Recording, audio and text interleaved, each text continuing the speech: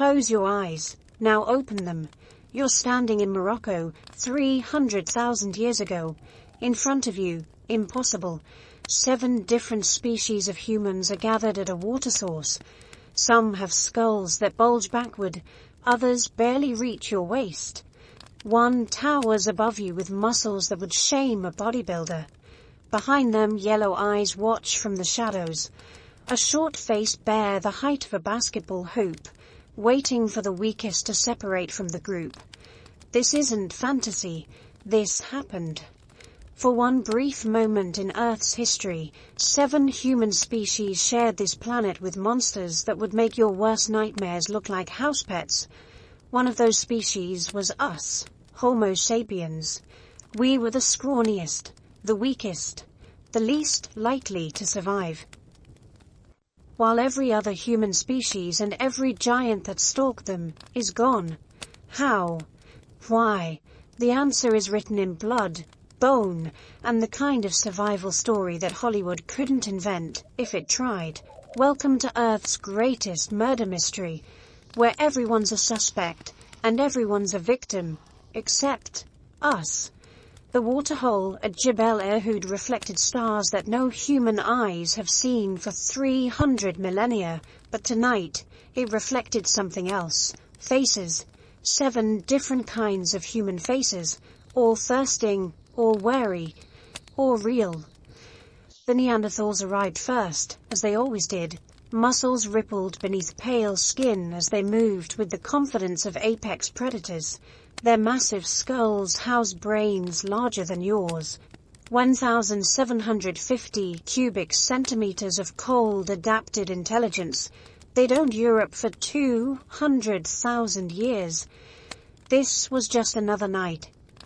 Until it wasn't. From the east came shadows that moved wrong. Too tall, too thin. Denisovans, though no one would call them that for another 299,700 years. They'd walked here from the Altai Mountains, their genes carrying secrets that would one day let Tibetans breathe where others suffocate. Tonight, they just wanted water. The Homo erectus family approached from the south, and even the Neanderthals tensed. These were the old ones, the originals. They'd been walking the earth for 1.7 million years while everyone else was still theoretical. Their technology was outdated, their brains smaller, but they'd survived ice ages that killed everything else. Respect was automatic. Then came the impossible ones. Homo naledi from southern Africa, with brains no bigger than chimps, but hands that crafted tools with disturbing precision. They shouldn't exist. Every theory said big brains meant survival. Yet here they stood, proof that science would spend centuries being wrong. Dragging primitive spears, a band of Homo heidelbergensis emerged from the northern darkness. The ancestors, the ones who gave birth to both Neanderthals and sapiens. Looking at them was like looking at your own grandfather's grandfather's grandfather, multiplied by 10,000. From the island forests came the smallest, Homo floresiensis, the hobbits. 3.5 feet tall, they'd hunted miniature elephants with miniature spears on their miniature island. But there was nothing miniature about their survival skills. They'd outlast almost everyone here. And finally, trembling, came us, Homo sapiens. Fresh from our African cradle, with our weird flat faces and bubble-shaped skulls. We had no muscles like the Neanderthals, no ancient wisdom like Erectus, no size advantage, no special adaptations, no reason to confidence. But we had something else, something invisible, something that would kill every other human at this waterhole. We had ideas that spread like viruses. We had language that painted pictures in other minds. We had the ability to believe in things that didn't exist. Gods, spirits, tomorrow's hunt, next season's gathering. We could convince others to die for ideas. We were weakest in body, but we were contagious in thought. The waterhole was silent except for careful sipping. 7 species, 1 planet. The mathematical probability of this moment was so small that astronomers would call it impossible. Yet here they were. Here we were. In the shadows beyond the firelight, Smilodon watched with professional interest. The saber-toothed cat had no preference for which human species it ate. Meat was meat, but it noticed something the humans didn't. Only one species looked at the stars while drinking. Only one species drew patterns in the mud. Only one species was already planning tomorrow while surviving tonight. The cat didn't know it was watching the future. It only knew that these strange apes were easier to hunt when they were thinking about something else. By dawn, 7 species would scatter back to their territories. In 50,000 years, 6 would be extinct. But tonight, for one perfect moment, humanity was a rainbow of possibilities, gathered at a waterhole under stars that would never see such diversity again. Marcus Aurelius wrote that what we fear in death is merely the loss of sensation. He never met Arctodus Simus. The short-faced bear didn't kill for hunger, it killed for territory, and its territory was everything it could see, smell, or imagine. Standing 11 feet tall on hind legs, weighing 2,090 pounds of muscle and rage, it was North America's undisputed king. When it walked, the ground trembled. When it ran, 40 miles per hour across open terrain, nothing escaped. Dr. Paul Mathias spent his life studying Arctodus bones. This wasn't just a big bear, he told colleagues at the University of Alaska. This was evolution's experiment in pure, terrifying efficiency, longer legs than any bear alive. A skull built for bone crushing, intelligence that let it memorize every water source in 1,000 square mile territory. The first humans to cross Beringia 23,000 years ago didn't have paleontology degrees. They had something better, raw, bowel-loosening terror that kept them alive. The Clovis people left us their nightmares carved in stone. Cave art showing bears that towered over mammoths, surrounded by human figures the size of insects. But one trackway tells the real story. White Sands, New Mexico, 20,000 years ago, a woman carrying a toddler walks across mudflats. Her footprints show she's hurrying, stride length increasing, toes digging deep for purchase. Behind her, offset by hours, come prints that make archaeologists' blood run cold. Arctodus tracks. Following. Patient. She knew it was there, says Dr. Sally Reynolds, who led the excavation. The footprints show her changing direction repeatedly, doubling back, trying to confuse her trail. She was using evasion techniques we see in modern prey animals, but Arctodus wasn't just any predator. The bear's intelligence was its most terrifying feature. Unlike modern bears that rely on brute force, Arctodus played chess. Fossil sites show evidence of ambush hunting, bears waiting near water sources, in box canyons, along known migration routes. They understood patterns, they remembered individuals. One skull from Nebraska bears human tool marks. Desperate cuts where someone tried to harvest meat from a bear they'd found dead, or thought was dead. The human skeleton found 16 feet away, spines snapped, like kindling, suggests otherwise. Playing dead was an Arctodus speciale, lying motionless for hours, waiting for scavengers, then exploding into violence. Wolves learned to wait days before approaching an Arctodus corpse. Humans had to learn faster or join the fossil record. But here's the mystery that haunts paleontologists. Arctodus vanished just as humans flourished in North America. Climate change, possibly. Loss of prey, maybe. But the timing is suspicious. Right when humans developed better projectile weapons, the giant bears disappeared. We like to think we hunted them to extinction, Mathias says. But the truth is probably scarier. I think we learned to avoid them so perfectly, to live in the spaces between their territories, that when climate changed their food sources, we'd already taken all the backup options. We didn't kill them with spears. We killed them with superior planning. The last Octodus died alone, probably confused why the world had suddenly emptied of prey. It never understood that hairless apes had redirected entire herds, controlled water sources, turned the landscape into a human chessboard where giants had no moves left. Today, hikers in Montana occasionally report seeing impossibly large bears. Science dismisses these as misidentified grizzlies. But Native American tribes remember differently. They have words for the giant bear that translate roughly to the one who owns the earth. They also have protocols, passed down 10,000 years, for what to do if you see one. Run is not on the list. Because you can't outrun something that was built to catch you. You can only outthink it, if you're human enough. The insult was genetic. While Neanderthals benched 500 pounds and Denisovans conquered Himalayan heights, the first Homo sapiens in Morocco 300,000 years ago were built like marathon runners who'd forgotten to eat. Our ancestors were the 98-pound weaklings on a planet of bodybuilders. Dr. Jean-Jacques Hublin holds the evidence in his hands. A sapien skull from Jebel Irhoud, paper thin compared to the thick fortresses other humans called heads. Look at this, he says, rotating the fossil under laboratory lights.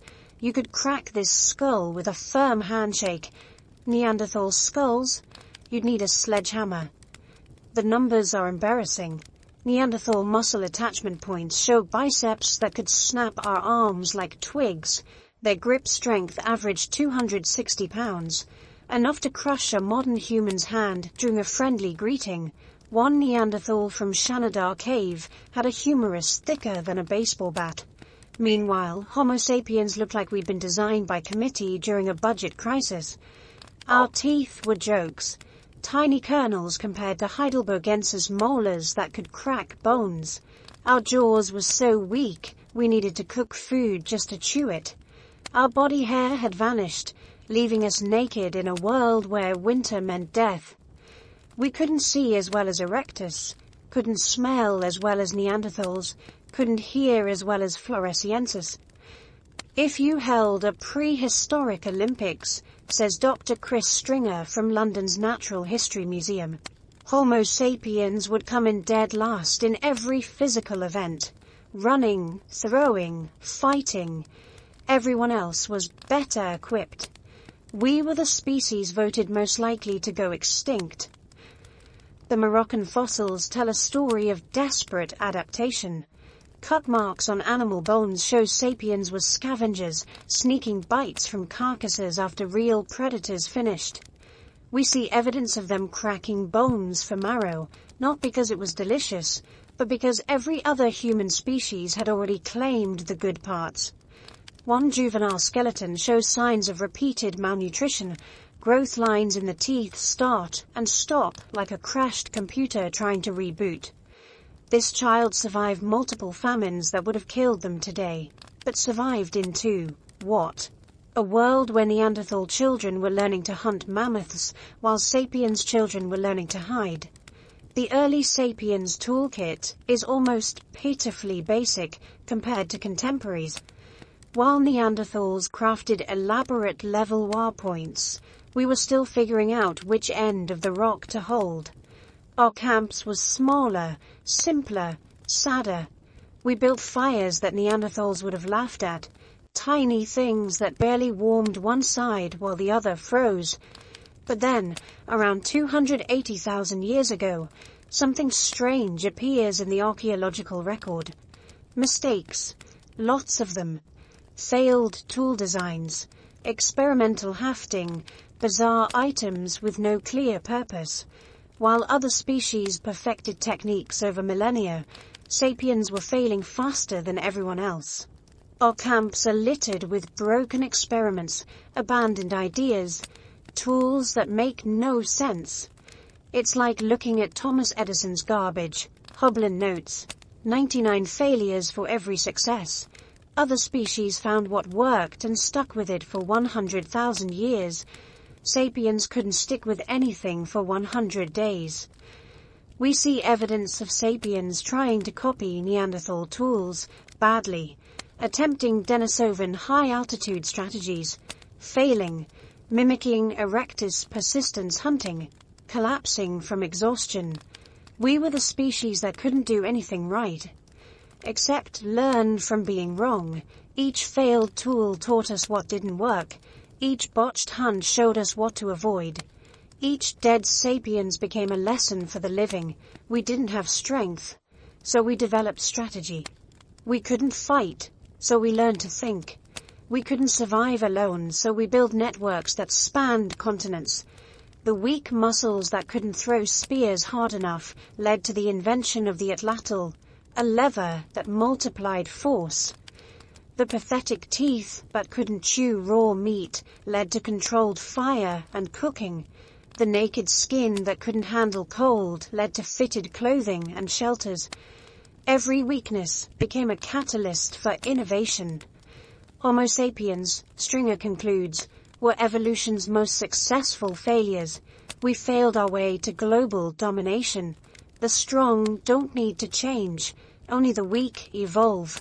For 200,000 years before we learned to tie our shoes, Neanderthals ruled Europe with biceps and brains. Forget the knuckle-dragging stereotype. These were the Romans of the Paleolithic, and their empire stretched from Spain to Siberia. La Chapelle-aux-Sours, France, 1908. When archaeologists first reconstructed a Neanderthal skeleton, they made him hunched and stupid-looking. Small problem. The skeleton had severe arthritis. They'd literally built their prejudice around a disabled elder who'd been cared for by his community for years. The real Neanderthals stood straight, proud, and could bench press your refrigerator. Everything we thought we knew was wrong, admits Dr. Paul Avia from the University of Colorado. These weren't primitive brutes. They were apex predators with table manners. The evidence is overwhelming. Neanderthal sites from 300,000 years ago show controlled use of fire, organized living spaces with designated areas for sleeping, cooking, and tool-making. They didn't just live in caves, they engineered them. At Bruniquil Cave, they built mysterious circular structures from stalagmites 176,000 years ago, 300 feet underground, lit only by torches they carried into perfect darkness. Why? We have no idea.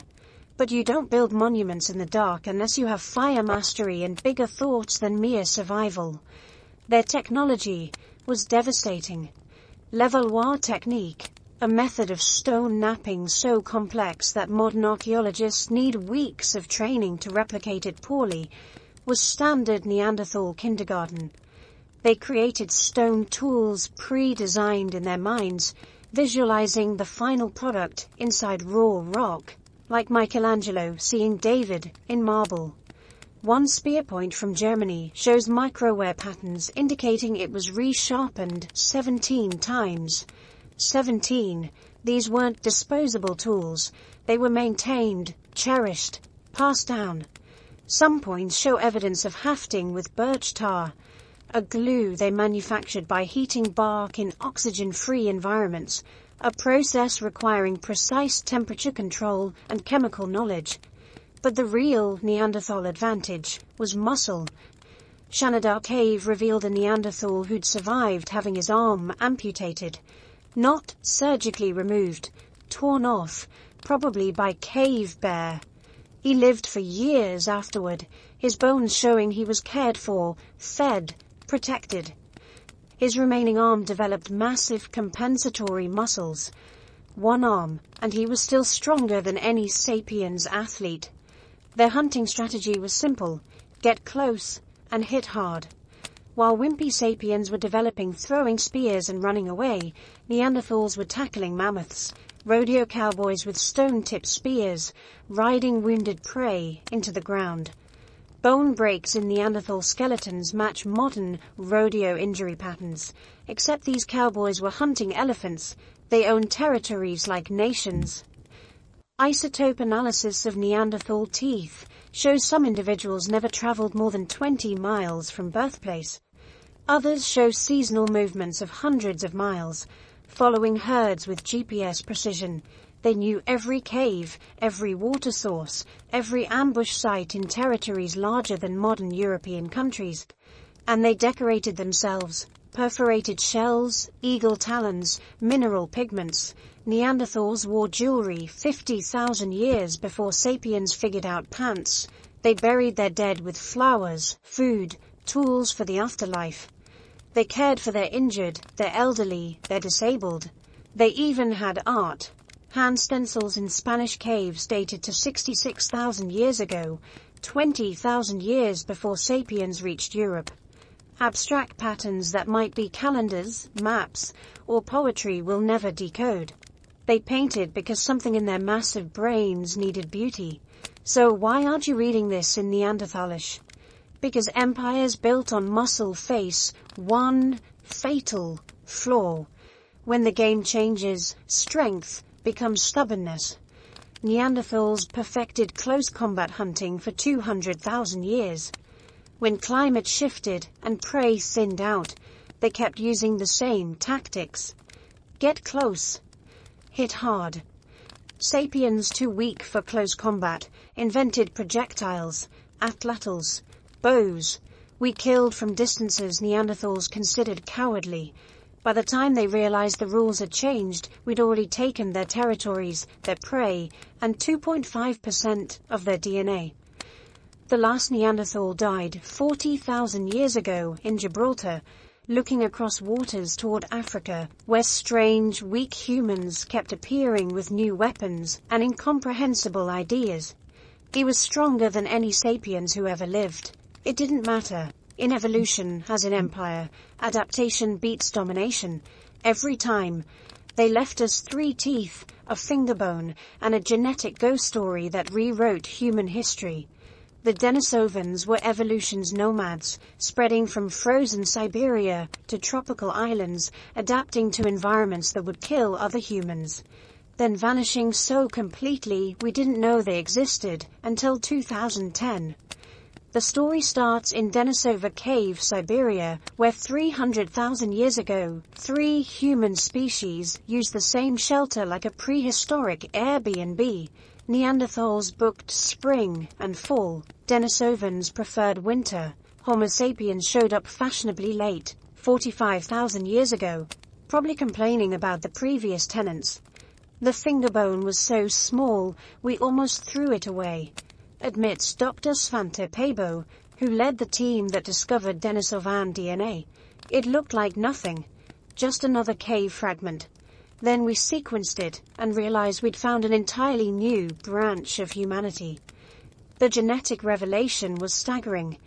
Denisovans split from Neanderthals around 400,000 years ago, then went on walkabout across Asia.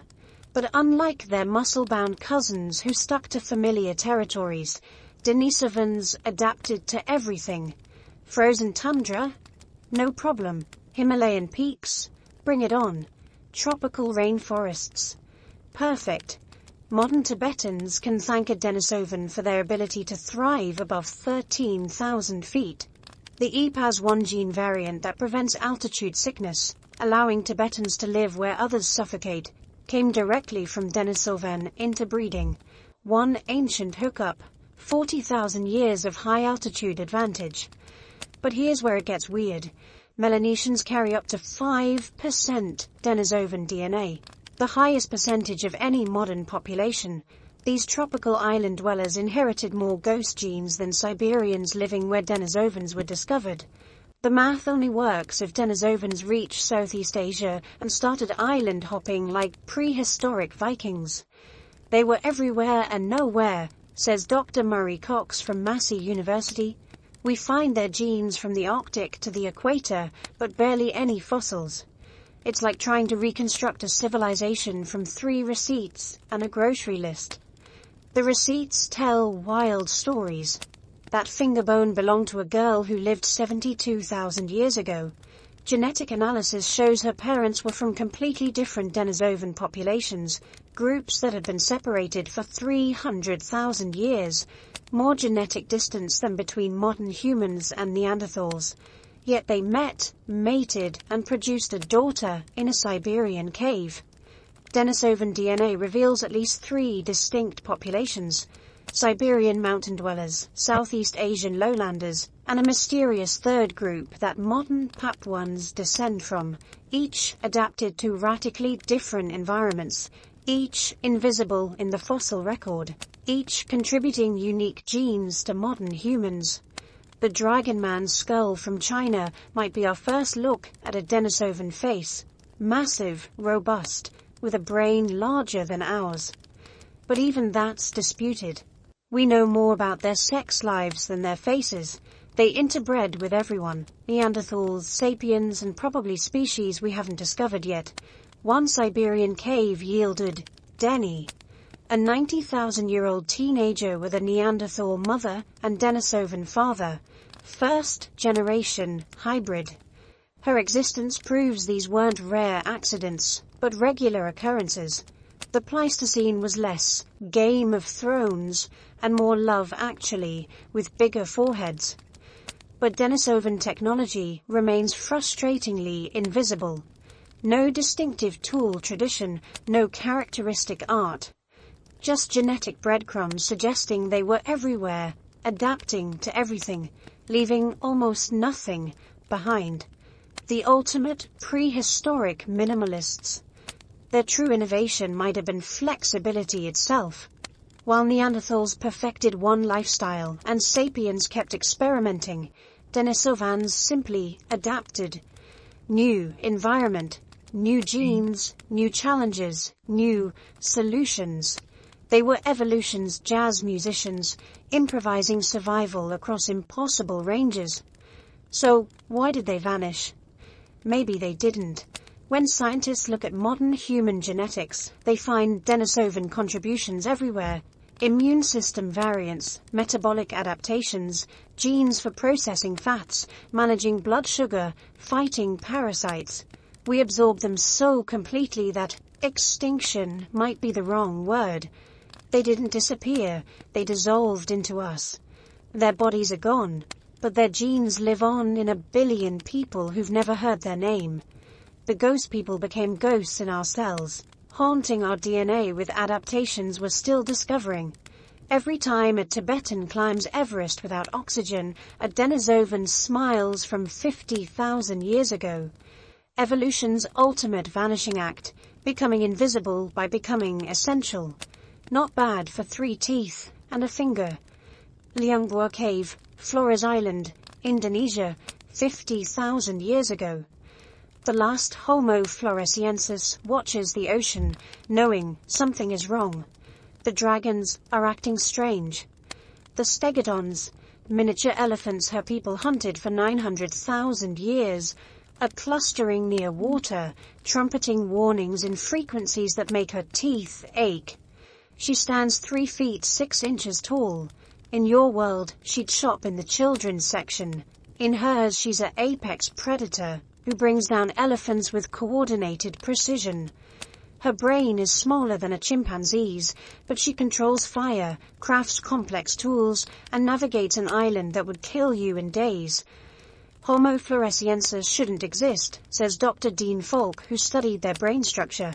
Every rule says bigger brains equal survival. They break every rule, successfully, for almost 1 million years.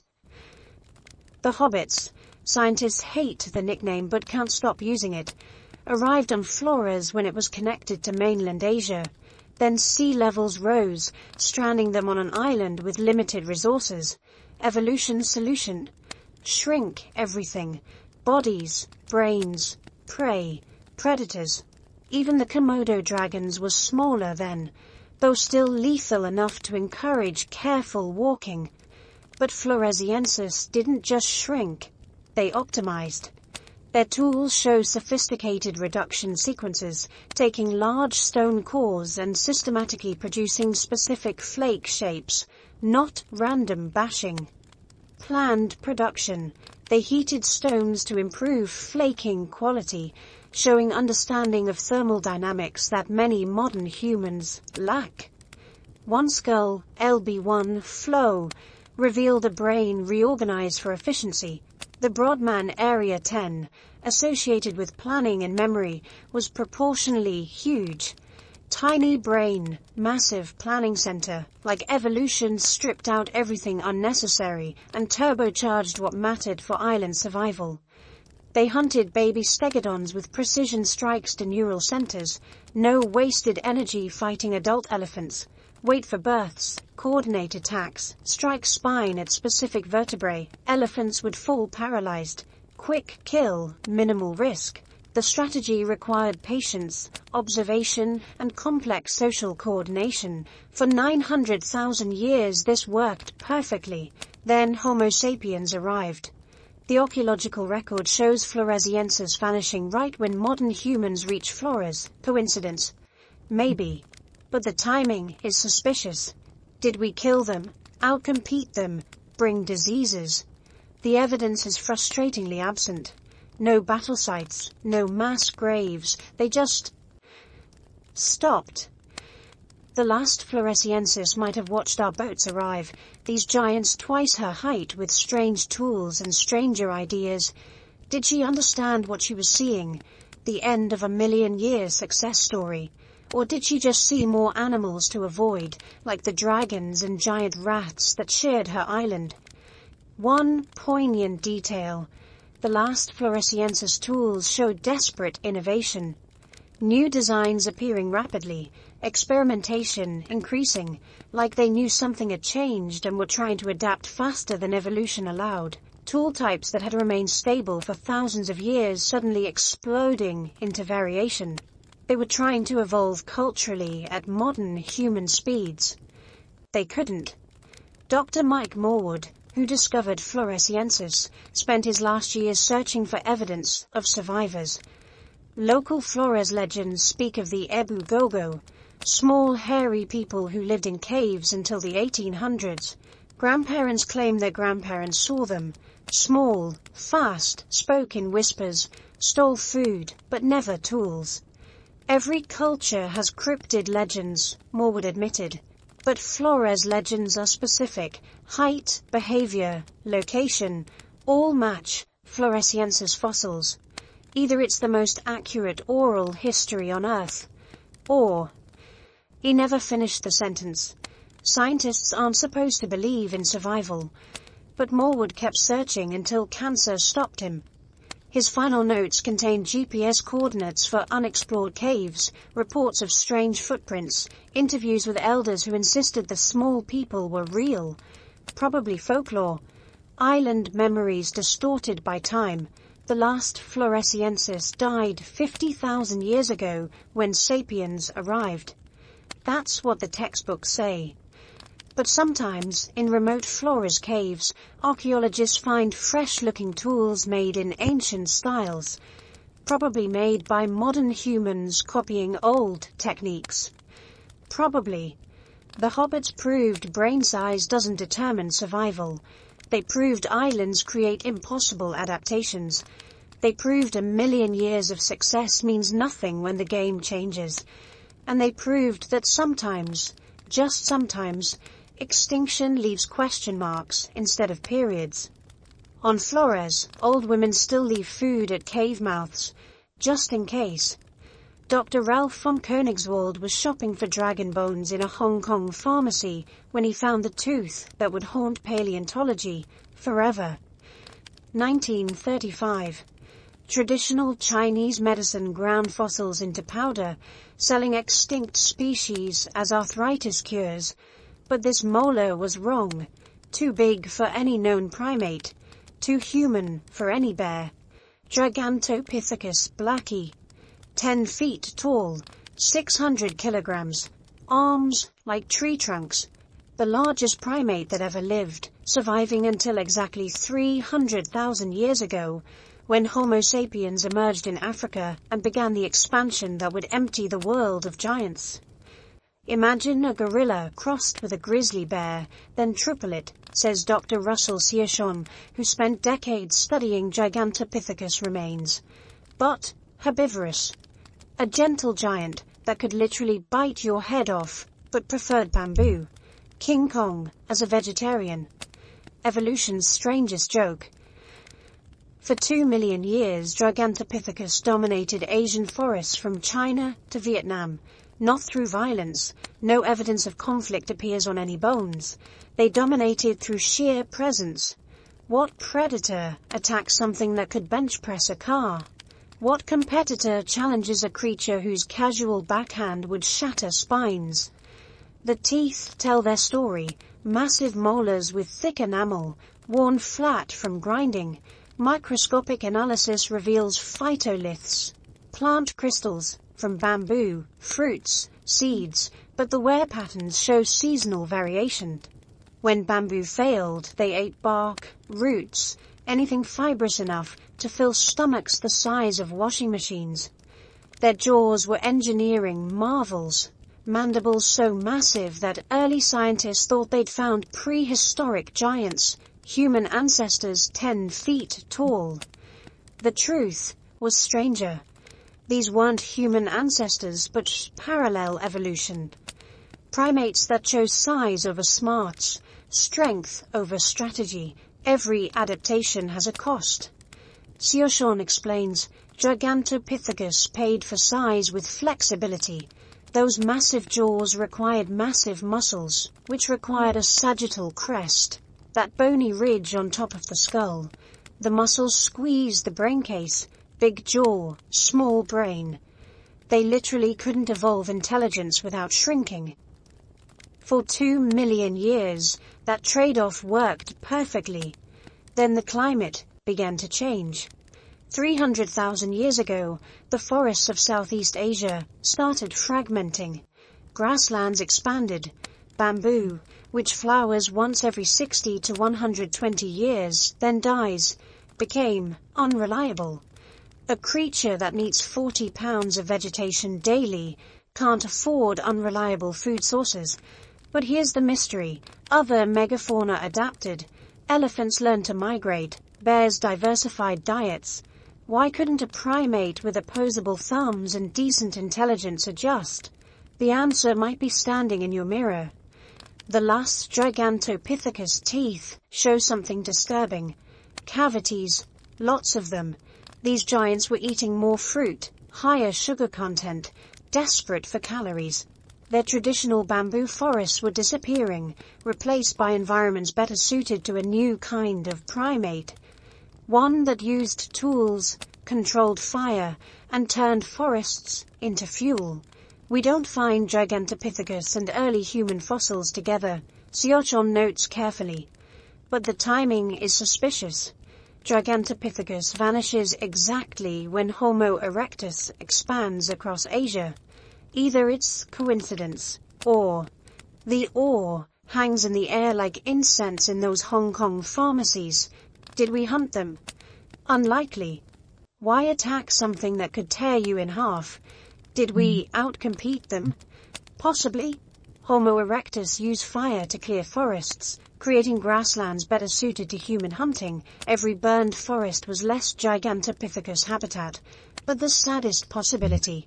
We simply took their ecological niche. Both species preferred the same cave sites, water sources, fruiting trees. When resources got scarce, who won? The 10-foot giant who needed 40 pounds of food daily, or the clever ape who could eat anything and use tools to multiply its strength? Vietnamese hill tribes tell stories of the Ngoi Rong, forest people. Giants covered in red hair who lived in caves, never spoke, never used tools. Gentle unless cornered. They'd watch humans from the forest, curious but cautious. The stories say they disappeared when the forests burned. Just stories, like the Yeti, Bigfoot, Sasquatch. Every culture has giant ape legends. Collective memory of Gigantopithecus? Convergent mythology? We'll never know. The giants left only teeth and jaw fragments. No postcranial bones, no DNA, no clear picture of how they lived or died. But those pharmacy teeth tell one truth. Something massive and impossible once walked where cities now stand. It ate bamboo, avoided conflict, and survived 2 million years of evolutionary challenges. Then it met us. The real King Kong didn't die fighting planes atop skyscrapers. It died quietly in shrinking forests, watching strange apes burn the world it couldn't imagine changing. No drama, no battle. Just another giant discovering that in evolution size is strength until it becomes a liability. In Hong Kong pharmacies they still sell dragon bones. Sometimes the dragons have very human-looking teeth. The killing grounds at Rancho La Brea tell the goriest story in paleontology. 55,000 bones, 2,000 saber-toothed cats, one clear message. Smilodon fatalis didn't just hunt, it performed executions with surgical precision. People think saber teeth meant super predator, says Dr. Blair van Valkenburg, who studied more Smilodon skulls than anyone alive.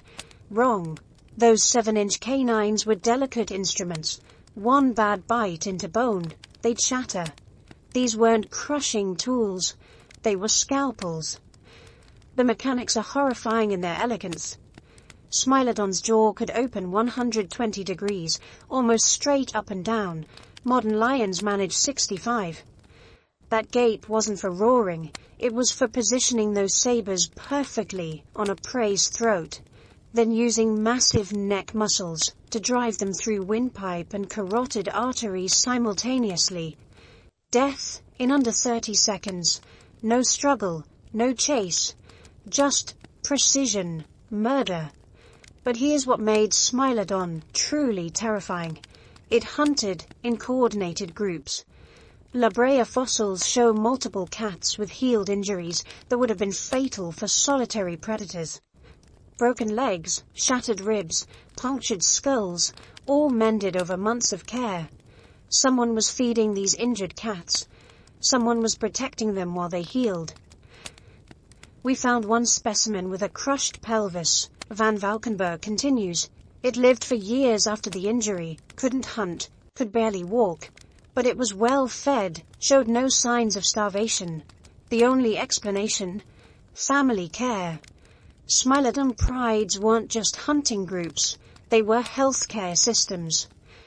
300,000 years ago, when our ancestors were still figuring out which end of the rock was sharp, Smilodon had perfected social hunting for 1 million years. They specialized in baby mammoths and ground sloths. Prey that weighed tons but had vulnerable throats. One cat would distract, another would hamstring, the third delivered the killing bite. Then, they'd feed the old, the injured, the young. The fossil record shows something else. Smilodon avoided humans. Despite overlapping territories for thousands of years, we find almost no human bones with Smilodon tooth marks.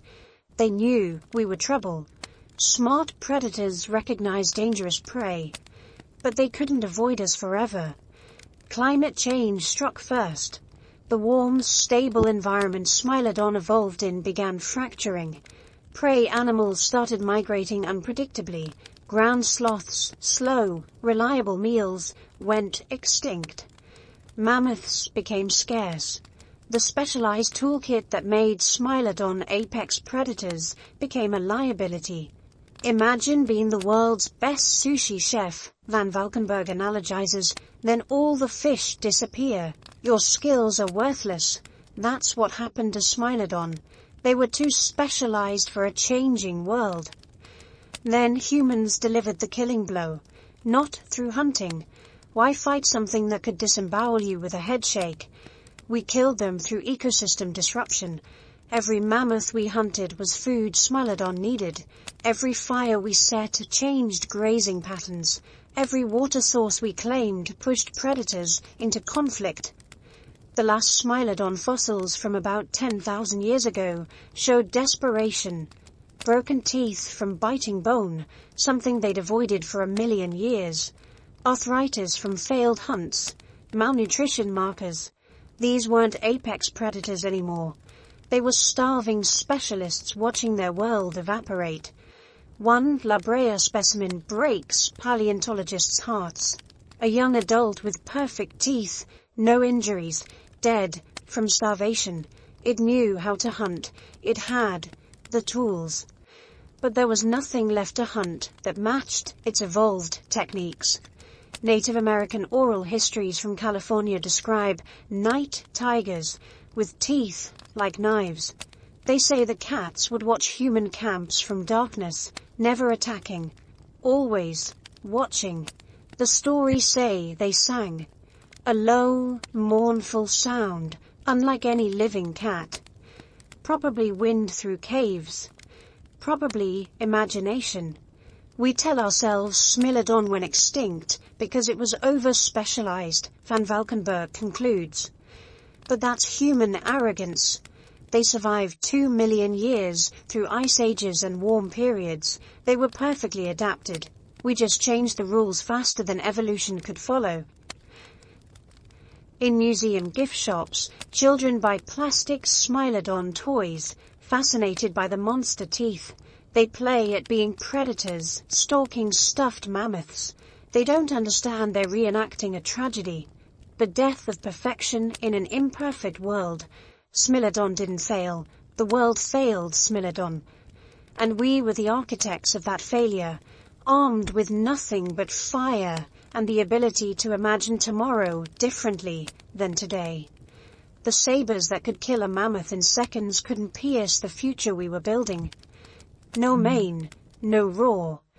Just 25% more muscle than any lion you've seen, moving through Pleistocene Europe like death, wearing fur. Panthera spearlia, the cave lion, didn't need to announce itself. When you're 700 pounds of silent murder, reputation travels faster than sound. Dr. Gennady Baryshnikov spent 40 years in Russian caves, mapping territories that would make modern nations jealous. One male controlled 2,000 square kilometers, he tells colleagues at the Zoological Institute. From valley floors to mountain peaks. They didn't just live in caves, they owned entire landscapes. The evidence is written in claw marks, 15 feet up cave walls, territorial scratches that required 600 pounds of muscle to carve into limestone. Modern lions scratched trees, cave lions autographed mountains. The message was clear. Everything you can see belongs to something that can kill you in seconds. But here's the disturbing part. They preferred human-sized prey. Look at the tooth wear. Baryshnikov points to microscopic images, not the heavy grinding you see in mammoth hunters. Fine cuts, precise work. They specialized in reindeer, horses, and anything else that weighed 100 to 200 pounds. Anything else. The euphemism hangs heavy because the fossils are explicit.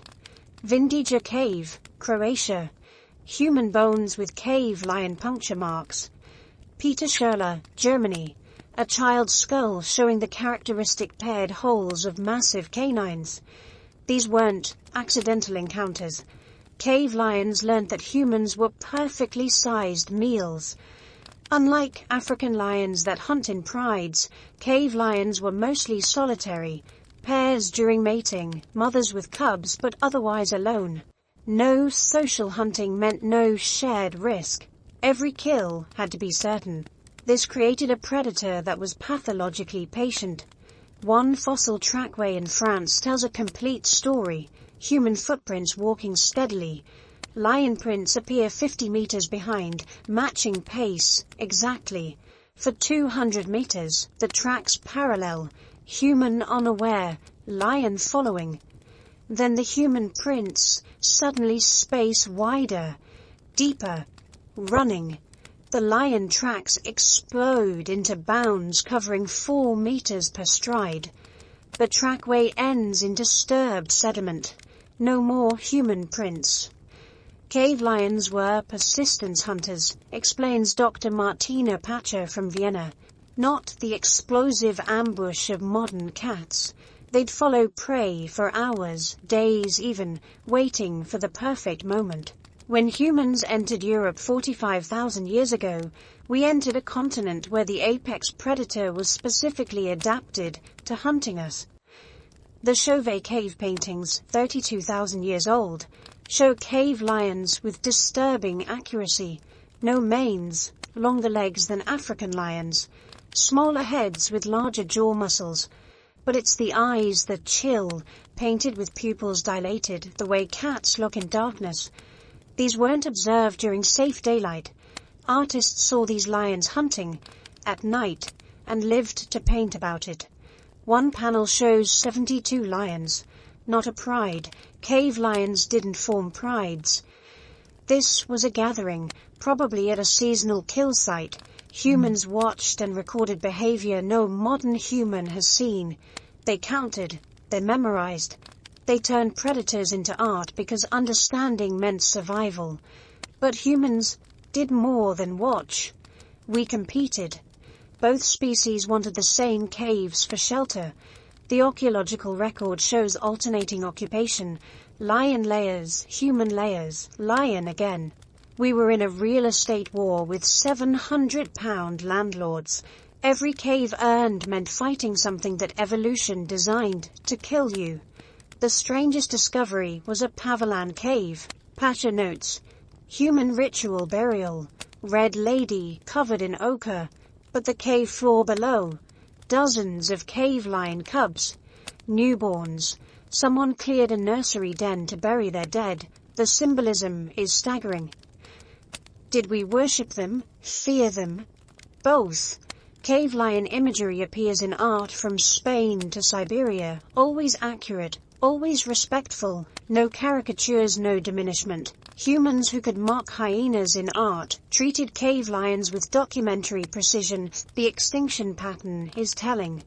Cave lions vanished from Europe right as human populations exploded. Climate played a role. Their reindeer prey migrated, forests fragmenting territories. But humans were the variable that tipped scales. Every cave we claimed was one less breeding site. Every reindeer we hunted was competition. The last cave lions died in Alaska 14,000 years ago, isolated populations on a continent they'd reached during better times. No caves there, despite the name. Just open tundra and the wrong kind of prey. They died as they lived, alone, silent, leaving only questions. Siberian tribes still perform lion dances wearing pelts that look nothing like modern lions. Longer limbs, no manes, movements that emphasize stalking over roaring. Cultural memory of something that haunted their ancestors' nightmares for 40,000 years. We won because we could imagine them dead. Baryshnikov concludes, they could only see us as prey. That's the difference between animal intelligence and human consciousness. We could picture a world without lions. They couldn't picture a world without us. In the deepest caves of Europe, claw marks still scar the walls. Territorial claims in stone, asserting ownership of domains that outlasted their makers. We live in their former kingdoms, build cities where they hunted, never knowing we walk through invisible territories marked by extinct kings.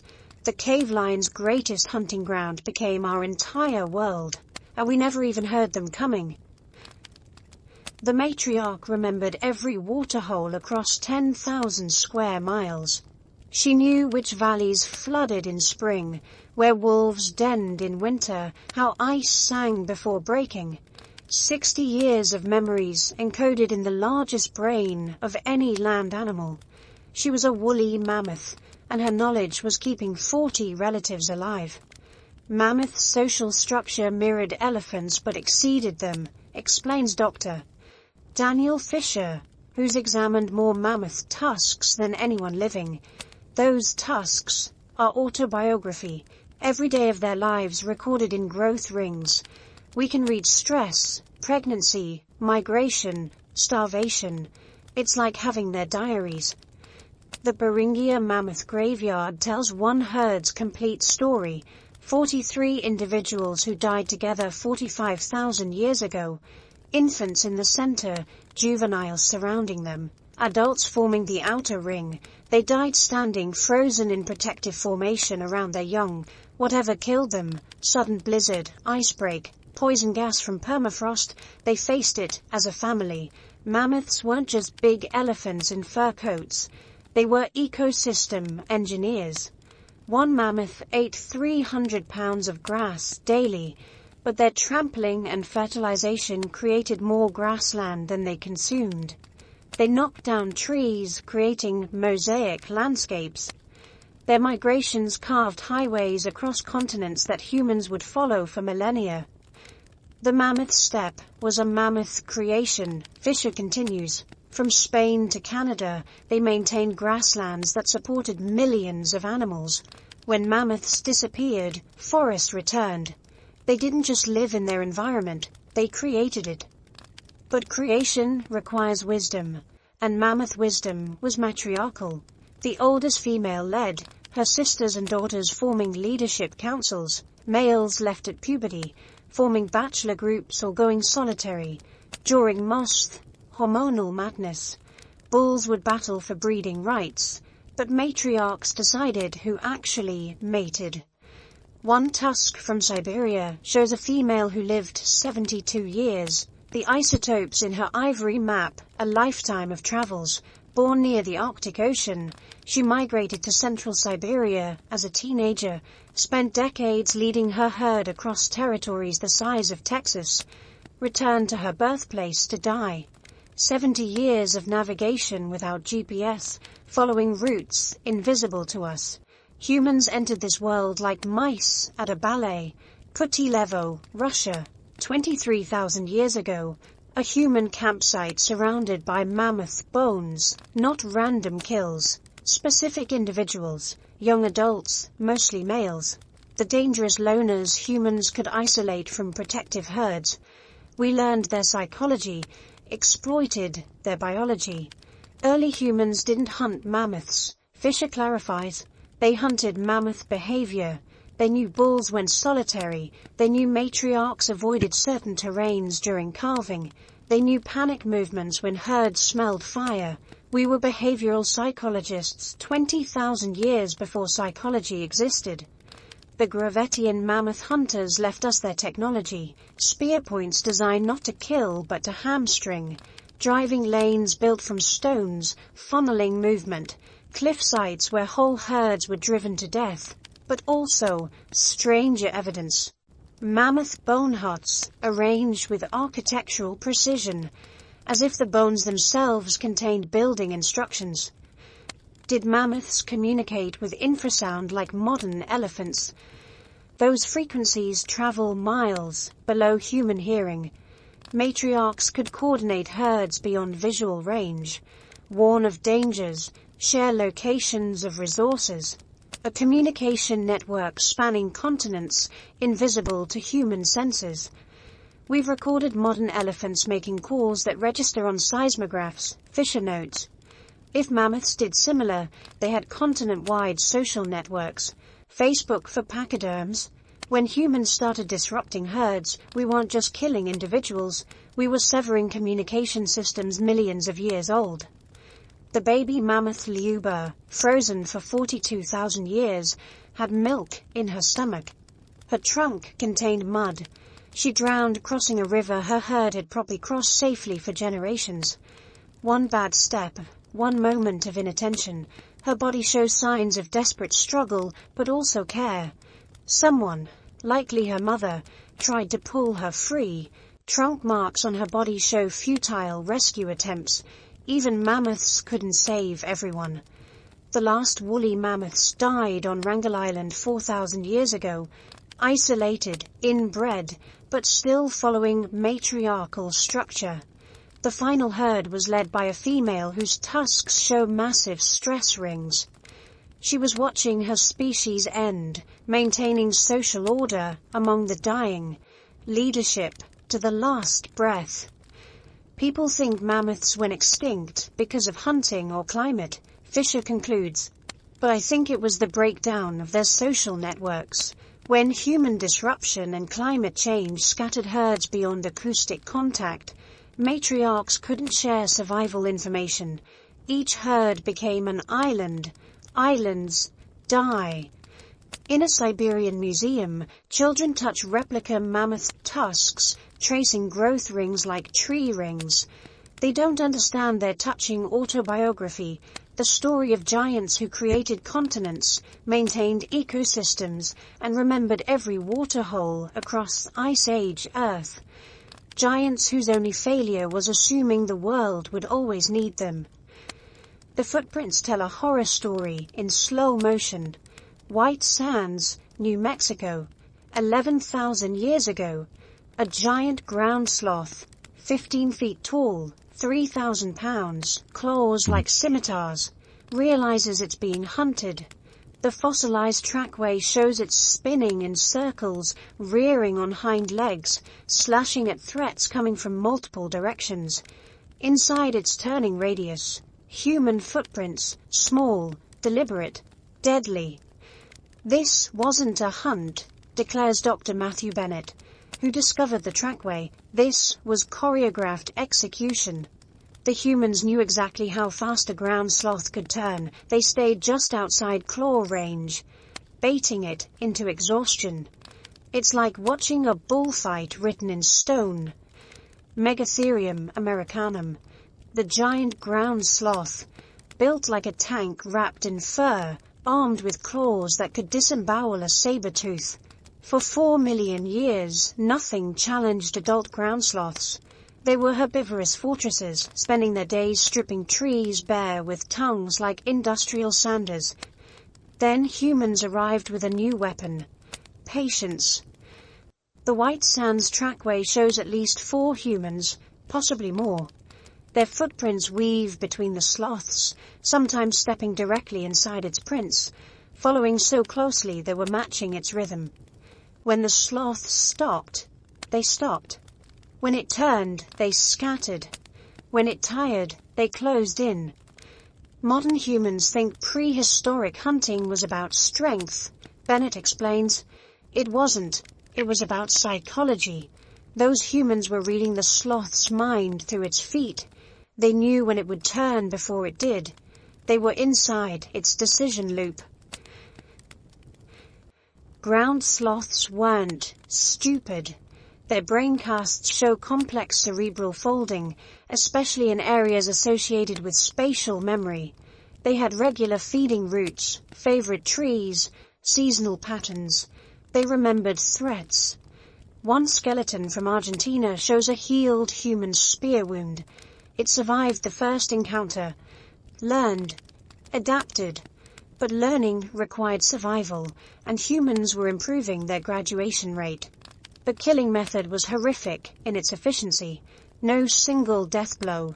Ground sloth hide was too thick, bones too massive. Instead, dozens of small wounds, bleeding it out, following the weakening giant for hours, days maybe, waiting for blood loss and exhaustion to do what spears couldn't.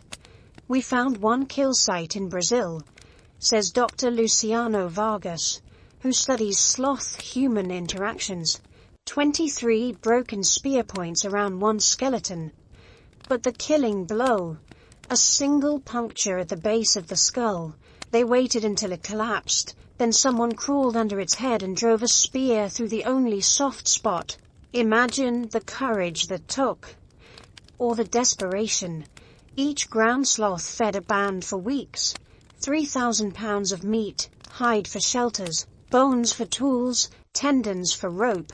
One successful hunt could mean the difference between thriving and starvation, worth risking disembowelment. The sloths fought back.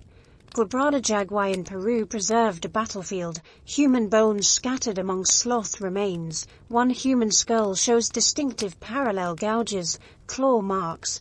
The spacing matches Megatherium exactly. Someone got too close, paid the price. But the most disturbing evidence comes from Mylodon Cave in Chile. The floor is covered in sloth dung, preserved by cold and dryness, layer after layer, representing thousands of years of occupation. Then, abruptly, human artifacts appear. The dong stops, not gradually, immediately, as if someone evicted the long-time tenants. The dong tells us something crucial, Vargas notes. Ground sloths were creatures of habit. Same caves, same routes, same trees. Predictable, and predictability, to human hunters, meant vulnerability. We didn't need to be stronger, we just needed to know where they'd be tomorrow. Native American oral histories describe the big hairy ones with remarkable accuracy, creatures that walked upright like humans but towered over trees, peaceful unless cornered, would rear up and roar when threatened, a sound like thunder in a cave. The stories always end the same way. The hairy ones trusted too much, moved too slowly, and paid for it. One story from Patagonia is especially haunting. It describes hunters covering themselves in sloth dung to mask their scent, crawling into caves where sloths slept, killing them in darkness.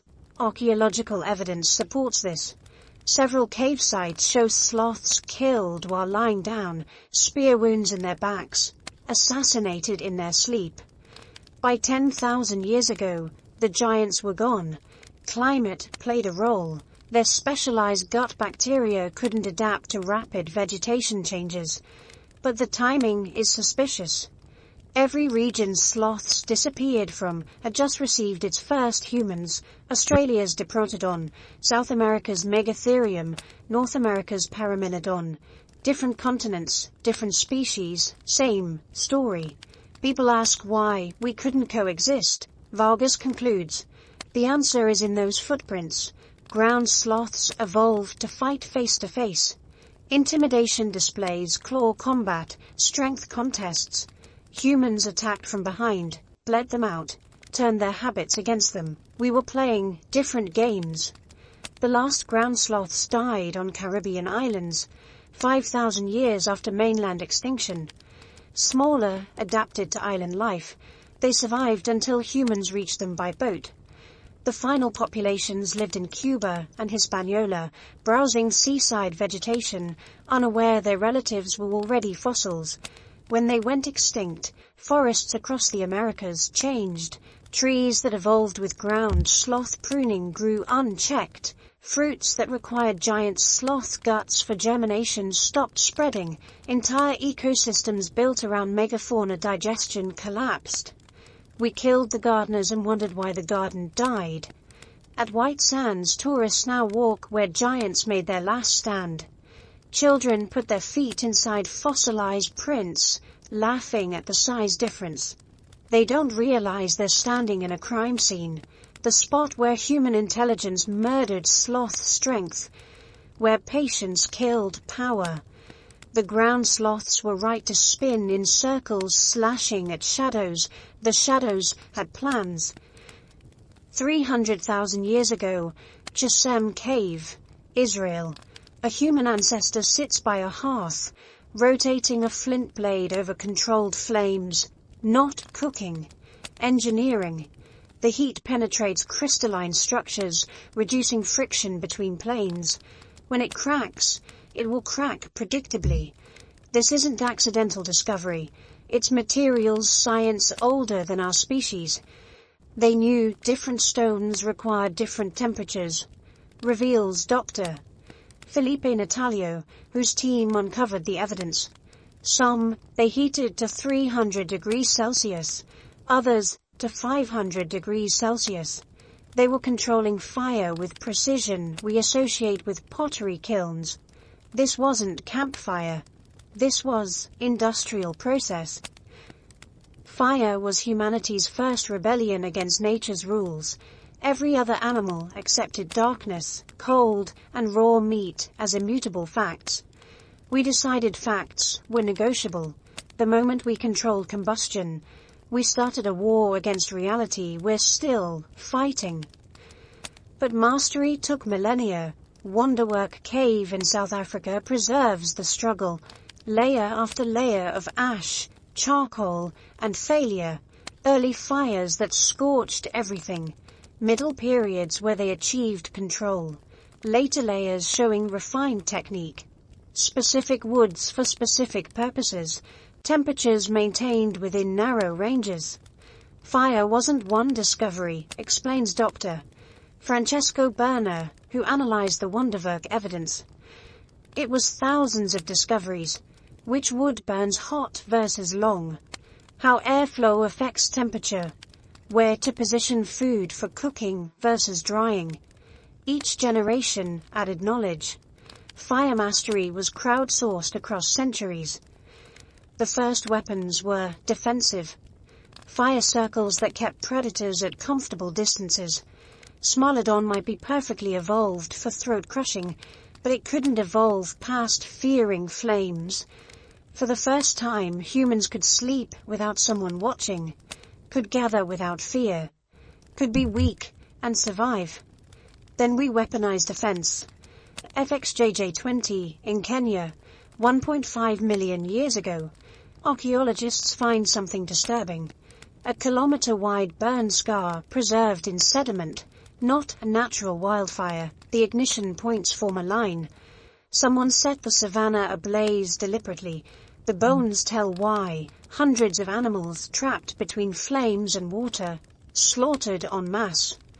This wasn't hunting, says Dr. Sarah Lubick, who studies ancient fire use. This was ecosystem weaponization. They turned landscape into a killing field. Every animal that ran from flames ran toward waiting spears, efficiency through apocalypse. By 300,000 years ago, fire was surgical. Homo heidelbergensis in Germany used resin extraction requiring exact temperatures.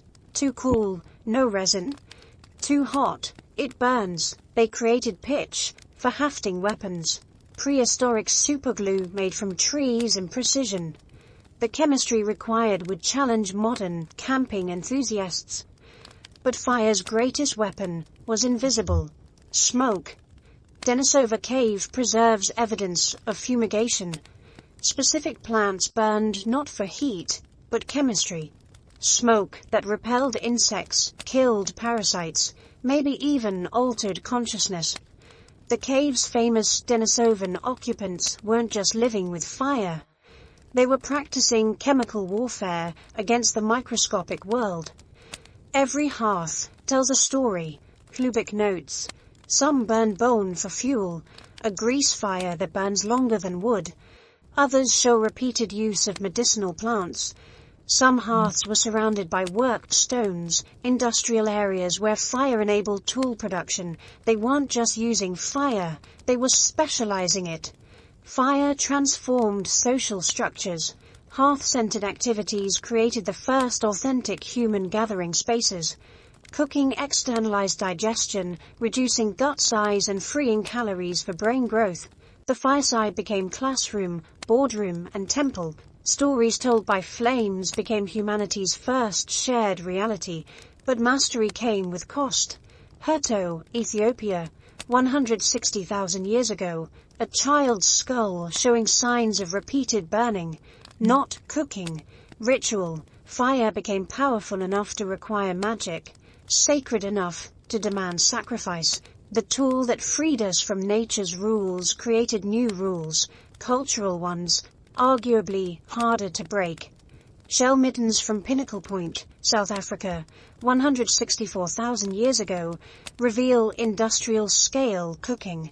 Thousands of shells heated to precise temperatures that made extraction easier. An assembly line powered by controlled combustion.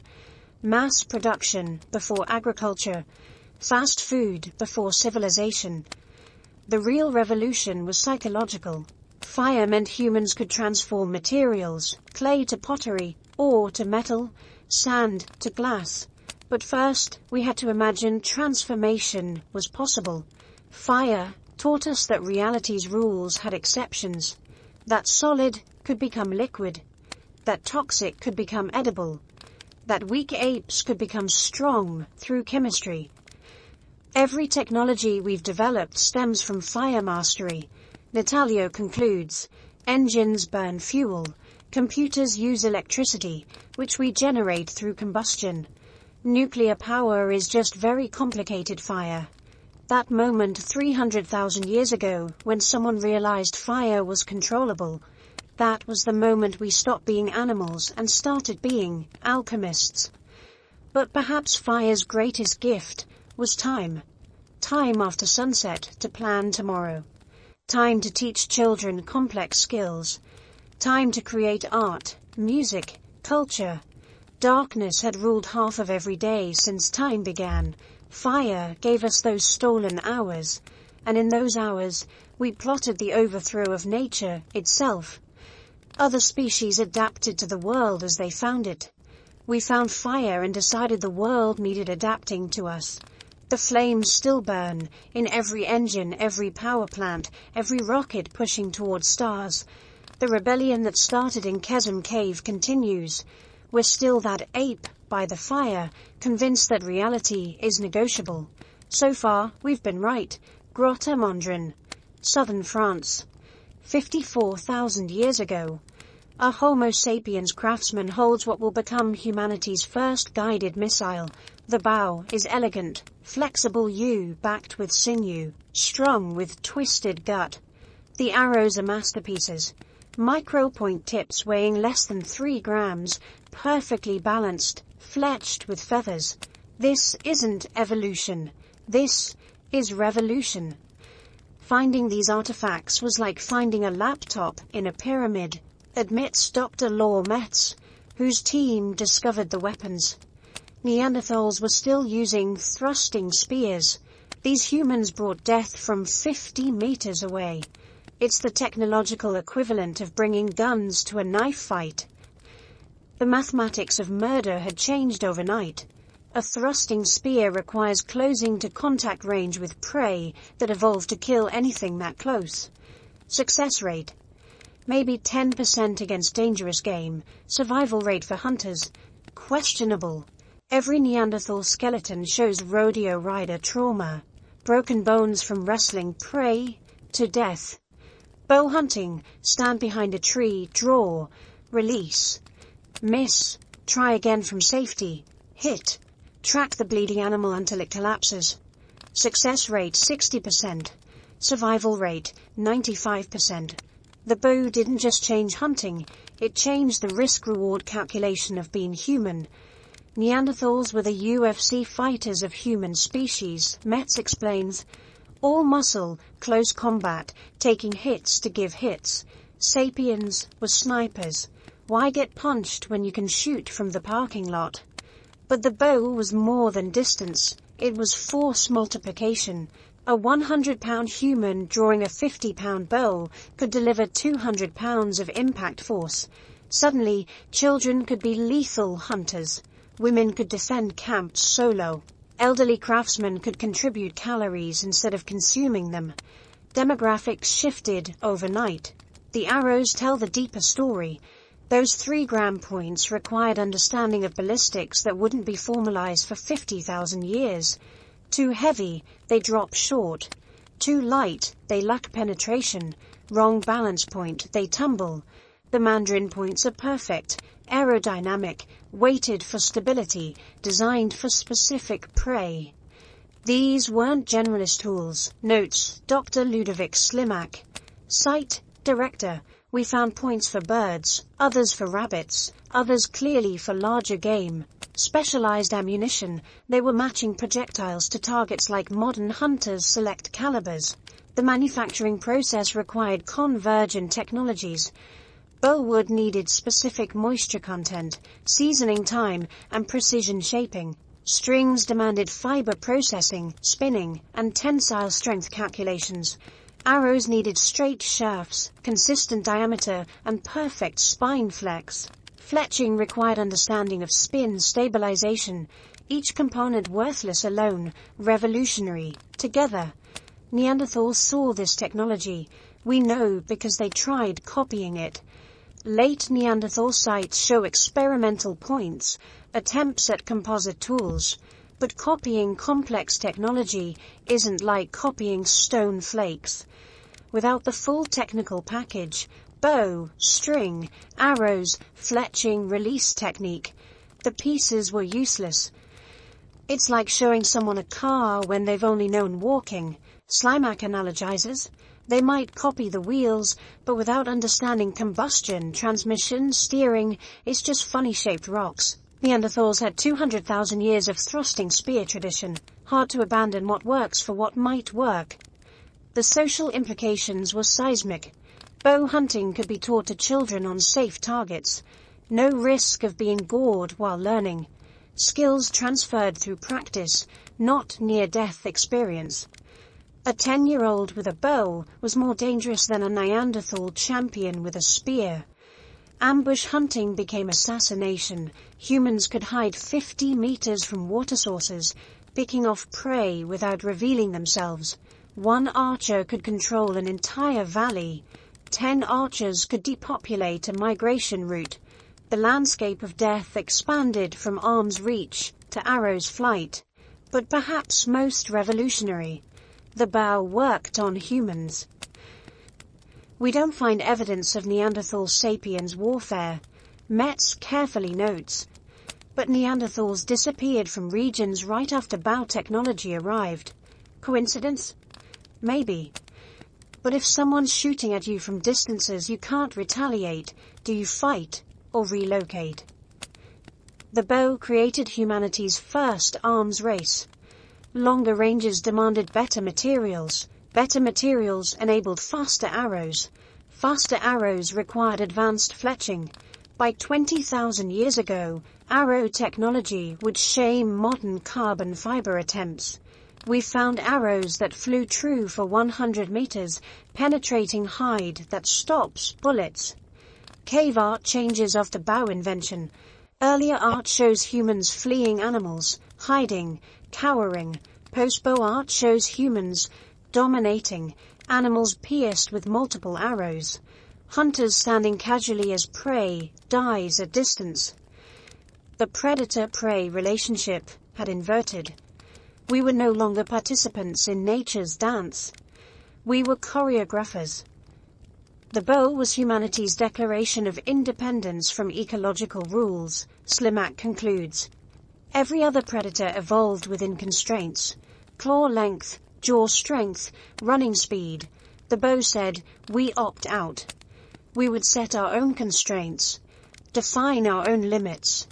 Evolution by invention, not selection. At Grottemandren, archaeologists found something poignant. A child's bow, 30% smaller than adult versions. Perfect proportions, working string, blunt practice arrows. Someone spent weeks crafting a training weapon for a 6-year-old, teaching them that distance equals safety, that technology beats biology, that the world bends to those who bend the bow. 54,000 years later, we've traded bows for bullets, arrows for missiles. But the principle remains. Why engage when you can eliminate from safety? Why evolve when you can invent? The bow didn't just change hunting, it changed what it meant to be human. From participants to predators, from evolution subjects to its masters. All because someone figured out that bent wood could store energy, and stored energy could be released on demand. Physics defeating physiology. Mind over muscle. The first shot fired in humanity's war against biological limitations. We're still firing. The Neanderthal child died confused. No predator wounds, no starvation, just fever that wouldn't break, lungs that wouldn't clear, and parents who could only watch. The year was 45,000 BCE. The place, Vindiger Cave, Croatia. The killer? A tropical disease that hitched a ride in Homo sapiens' blood, finding virgin immune systems in European natives. Neanderthals had never experienced African pathogens, explains Dr. Charlotte Holdcroft from Cambridge, who studies ancient disease transmission. Their immune systems were calibrated for European threats. Cold-adapted bacteria, cave parasites, local viruses. When sapiens arrived carrying tropical diseases, it was smallpox meets Native Americans, 40,000 years early. The evidence hides in Neanderthal DNA. Modern humans carry Neanderthal immune genes, but specifically ones dealing with European pathogens. The reverse isn't true. Neanderthals didn't acquire our tropical disease resistance. They died before they could adapt.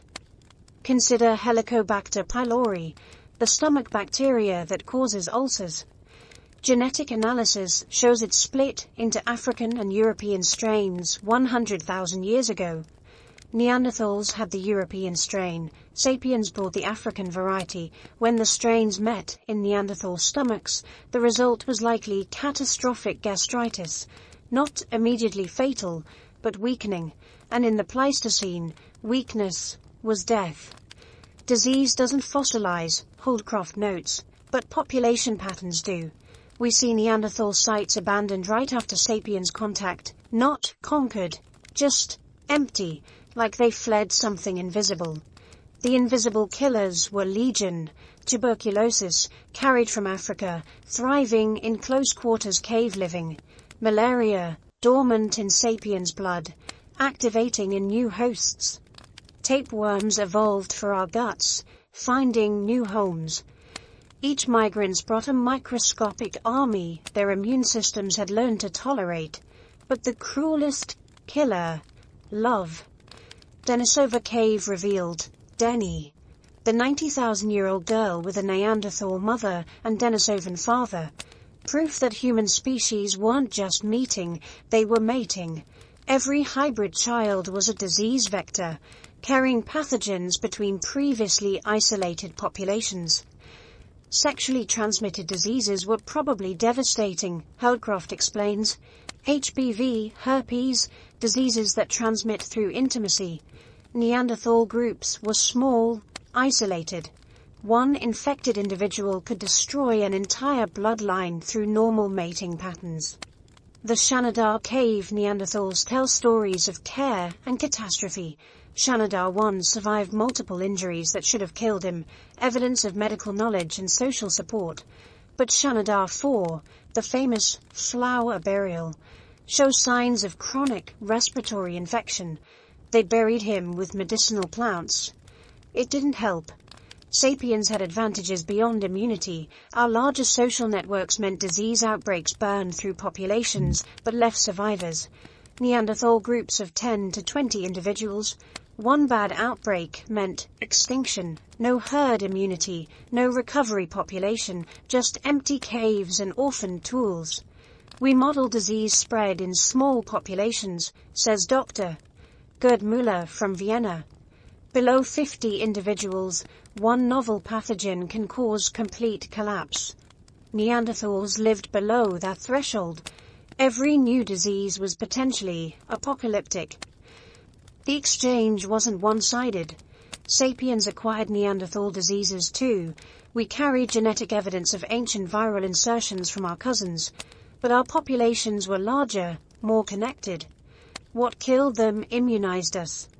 Their tragedy became our antibodies. Cave sediments tell the tale. Neanderthal occupation layers show steady accumulation, centuries of continuous habitation. Then, sapiens artifacts appear nearby. Within archaeological moments, Neanderthal layers stop. Not gradually, abruptly, like someone turned off a switch. People imagine warfare, genocide, Müller reflects. But the evidence suggests something quieter. Neanderthals vanishing from landscapes they'd owned for millennia, fleeing an enemy they couldn't see, couldn't fight, couldn't understand. The last Neanderthals retreated to Gibraltar, the Iberian Peninsula's southern tip. Isolated, nowhere left to run. Their final sites showed dietary stress, repeated infections, population collapse. They died looking at Africa, where their invisible killers originated. Modern humans carry 1 to 2% Neanderthal DNA, mostly immune genes. We're walking memorials to the diseases that killed them. Every flu we survive, every infection we fight, we use antibodies borrowed from the dead. Their extinction became our evolution. Disease shaped human history more than any war. Holdcroft concludes. When sapiens met Neanderthals, Denisovans, others, we didn't need superior weapons. We carried weapons they couldn't see. Microscopic munitions evolved in African rainforests, deployed in European caves. The Vindiger child's parents couldn't know their daughter died from interspecies contact, couldn't know her fever came from neighbors, not nature. They probably blamed themselves, tried every remedy, prayed to whatever Neanderthals found sacred. Modern parents recognize those feelings, the helplessness of watching children suffer from invisible threats, the desperate search for cures. The difference? We have antibiotics, vaccines, treatments, built on immune systems strengthened by surviving what killed our cousins. Every medicine cabinet is a monument to extinct humans whose deaths taught our ancestors' bodies to fight.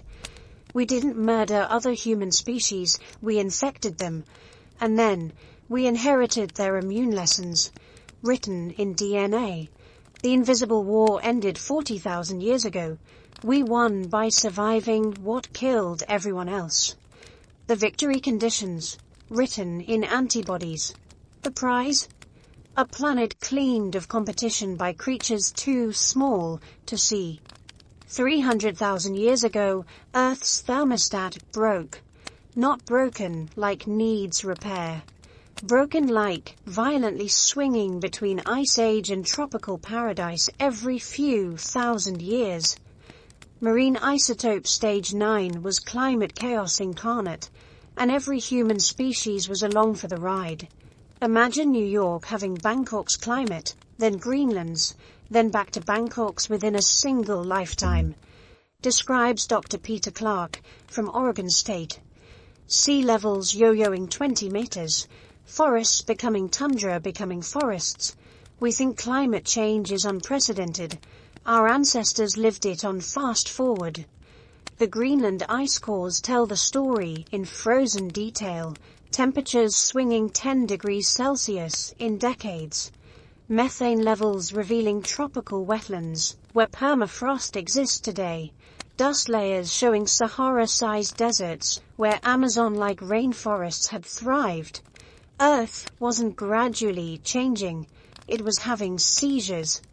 For Homo heidelbergensis in Europe, this meant their reliable hunting grounds transformed unpredictably. One generation's mammoth steppe became the next generation's deciduous forest. Prey species appeared and vanished like seasonal decorations. Imagine planning survival when your ecosystem had ADH. Heidelbergensis sites show frantic adaptation, notes Dr. Katerina Havati from Tübingen. Tool types changing rapidly, diet shifting from megafauna to rabbits to shellfish. They were evolutionary jazz musicians improvising survival in real time. Neanderthals responded by becoming climate specialists. Their bodies, short, muscular, with large noses for warming air, were built for cold when Europe froze. They thrived when it warmed. They retreated to mountain refugia, waiting for winter's return. Climate refugees before climate was political. But Denisovans played three-dimensional climate chess. Genetic evidence shows they occupied environments from Arctic Siberia to tropical Wallace. Same species, radically different adaptations. The DNA gifted Tibetans high-altitude genes and Melanesians tropical disease resistance. They weren't adapting to climate. They were collecting adaptations like Pokemon cards. Denisovans broke the rules, Havati admits. One species shouldn't span such ecological diversity. It's like finding polar bears in the Amazon. Except it worked for 200,000 years. Then there's Homo sapiens. We emerged during peak climate chaos in Africa where the swings were wildest.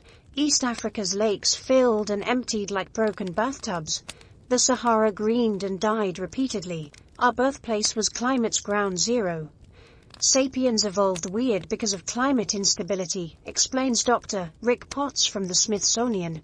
Big brains, yes, but also incredible behavioral flexibility. We didn't adapt to any specific environment. We adapted to adaptation itself. The evidence is our physiology. Sweating, rare in mammals, let us hunt during heat that immobilize prey. Subcutaneous fat distribution allowed both insulation and cooling. Our metabolism could switch from carbs to fats to proteins without specialized guts. We were the Swiss Army knives of human species. Lake Malawi's sediment cores reveal the cost. Mega droughts lasting centuries. Population bottlenecks where humanity nearly went extinct. One genetic study suggests all humans descend from maybe 10,000 individuals who survived a catastrophic drought 70,000 years ago. We're all cousins of catastrophe survivors. Climate selected for culture, Potts emphasizes. Physical adaptations take generations. Cultural adaptations take conversations. When climate changed faster than genes could follow, only species that could change behavior survived. The archaeological record shows this cultural acceleration. 300,000 years ago, basic tools, occasional fire. 200,000 years ago, diverse toolkits, consistent hearths. 100,000 years ago, jewelry, art, complex hafting. 50,000 years ago, bows, sewn clothing, watercraft. Each climate swing forced innovation or death.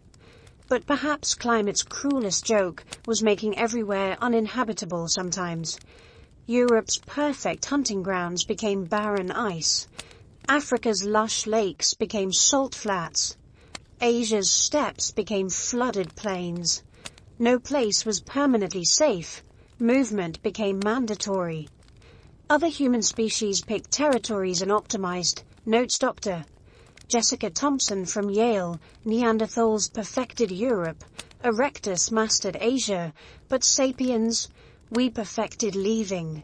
Our superpower wasn't adapting to place, but abandoning places. The last climate laugh came 40,000 years ago. A brief warm spell, the Campanian ignimbrite super-eruption triggered volcanic winter. Temperatures crashed globally. Neanderthals, already stressed, couldn't adapt fast enough. Denisovans vanished from the record. Only hypermobile sapiens survived by running to wherever was least catastrophic. Modern humans complain about seasonal allergies and need 3 weather apps to plan weekends. Our ancestors navigated climate change that would break computer models. They didn't have meteorology. They had memory, mobility, and the ability to change everything when everything changed. We won the human race because we refused to pick a lane, Thompson concludes. Every other species specialized for specific climates. We specialized in having no specialization, champions of inconsistency in an inconsistent world. 300,000 years later, we've temporarily stabilized climate with technology. Air conditioning, heating, irrigation. We've paused the roller coaster our ancestors rode for millennia. But the pause is artificial. The climate's nature hasn't changed. Only our ability to ignore it has. When that ability fails, and physics suggests it will, we'll rediscover what our ancestors knew.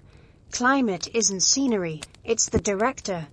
And it's been planning plot twists for 300,000 years. We're just the latest characters convinced we figured out the script. Our ancestors would laugh if they weren't extinct from being wrong about weather. Close your eyes. You're standing on land that no longer exists. Beneath your feet, 900 feet of Pacific Ocean will one day flow. But 30,000 years ago, you're in the center of Beringia, a continent twice the size of Texas, connecting Asia to Alaska, and something is coming. The ground trembles. Not an earthquake. Footsteps. 10,000 woolly mammoths moving like a living mountain range, their tusks catching morning light, breath steaming in synchronized clouds. Behind them, following the rivers of meat, come the predators. And behind the predators, almost invisible in their patience, come the humans. Beringia wasn't A bridge, insists Dr. John Hoffaker from the University of Colorado. It was a homeland. People lived there for 15,000 years. Generations were born, lived full lives, and died without ever seeing either continent's edge. The numbers stagger belief. At its peak, Beringia stretched 1,000 miles north to south. Not an ice corridor, but a vast grassland, the most productive ecosystem Earth has ever known. 1 square mile supported more large animals than an entire modern national park. Mammoth, bison, horse, camel, lion, bear. A parade of giants following an endless summer of grass. Recent DNA from a 31,000-year-old milk tooth found in Siberia reveals the human story. A population split from East Asians, isolated in Beringia, developing unique genetic markers. For 15,000 years, these ancient Beringians lived in their lost world, while ice walls block them from the Americas. The climate data shows why they stayed. While Europe froze under mile-high glaciers, Beringia remained oddly mild. Ocean currents and geographic positioning created a refugium, a pocket of survival in a dying world. Summer temperatures reached 60 degrees Fahrenheit. Rivers teemed with salmon. Berries carpeted southern slopes. But it was the megafauna that made Beringia legendary. Nowhere else on Earth have we found such bone density. At some sites, you can't dig without hitting mammoth tusks. The bones stack like geological layers. Death piled upon death, preserved in permafrost, waiting to tell their story. Then, 14,000 years ago, the ice walls melted. The ancient Beringians faced a choice: follow the megafauna south into an unknown continent or retreat into Asia. The archaeological record suggests they split. Some went south, becoming the ancestors of Native Americans. Others returned to Siberia, their DNA surviving in scattered populations. But Beringia itself was doomed. As glaciers melted, sea levels rose 400 feet. The mammoth steppe drowned meter by meter. The last mammoths retreated to shrinking islands. The last humans paddled away in skin boats, watching their homeland disappear beneath grey waves. Today, Bering Strait fishermen still pull up mammoth teeth in their nets.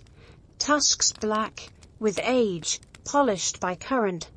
Messages from a drowned continent, reminders that entire worlds can vanish, taking their giants with them. When we dream of lost Atlantis, Hoffaker notes, we're dreaming of Beringia. It's the only real continent that sank beneath the waves, taking an entire ecosystem to the abyss. The mammoths knew. That's why they kept walking south. They were running from the rising sea. White Sands, New Mexico, 2021. David Bustos kneels in the dried lakebed, his hand trembling over an impossibility. A human footprint, perfect as if made yesterday. Except yesterday was 23,000 years ago, during the last glacial maximum, when mile-high ice sheets supposedly made human migration impossible. The footprint belongs to a teenager walking at 3.8 miles per hour, carrying a toddler on their hip. You can see where they shifted the child's weight, where they stopped to rest, where the toddler was put down and picked up again. A moment of parenting frozen in stone that shatters everything we thought we knew. This changes the entire story of human arrival in the Americas. Whispers Dr. Matthew Bennett, staring at tracks that shouldn't exist. These people were here during the worst of the Ice Age, living alongside creatures we thought they never met. The trackway tells a thriller. Human prints cross mammoth tracks. A giant ground sloth's prints overlap the human trail, then veer sharply. It caught the human's scent. Most shocking, the humans were barefoot. In an environment where one mistake meant death, they walked unprotected among giants. But White Sands is just the latest bombshell. In San Diego, the Charuti mastodon site dates to 130,000 years ago. Archaeologist Tom DeMere points to spiral fractures on mastodon bones, breaks that only happen on fresh bone. Beside them, cobblestones showing percussion marks. Someone was here, smashing bones for marrow, when Neanderthals still ruled Europe. The establishment erupted. Impossible. Contamination. Misinterpretation. But 3 different dating methods confirm the age. The stones came from 30 kilometers away. The wear patterns match experimental replication. If it's not human activity, nobody can explain what it is. In Mexico's Chiquihuite cave, 2,000 stone artifacts date back 33,000 years. In Brazil's Serra da Capivara, painted cave art might be 50,000 years old. Each discovery pushes human arrival deeper into impossible time. We've been looking in the wrong places, admits archaeologist Cyprian Ardelin. We assumed humans walked here. What if they sailed? The coastal migration theory is gaining momentum. Sea levels were 400 feet lower. A chain of islands dotted the Pacific coast. Kelp forests created a marine highway, rich in seals, fish, and shellfish. You could boat from Japan to Chile without losing sight of land. But if humans were here 100,000 plus years ago, where are the bodies, the tools, the DNA? The answer might be underwater. Rising seas drowned the coastal routes these ancient mariners would have followed. Their camps, their bones, their entire story lies beneath 400 feet of Pacific Ocean. Native American oral histories suddenly seem less mythical. The Tlingits speak of escaping floods that came up to the mountains. The Haida describe ice walls reaching to the sky. The Yokuts tell of ancestors arriving when the world was different. Indigenous peoples have been telling us they've always been here. Notes archaeologist Paulette Steeves. Maybe it's time we listened. The White Sands teenager didn't know they were making history.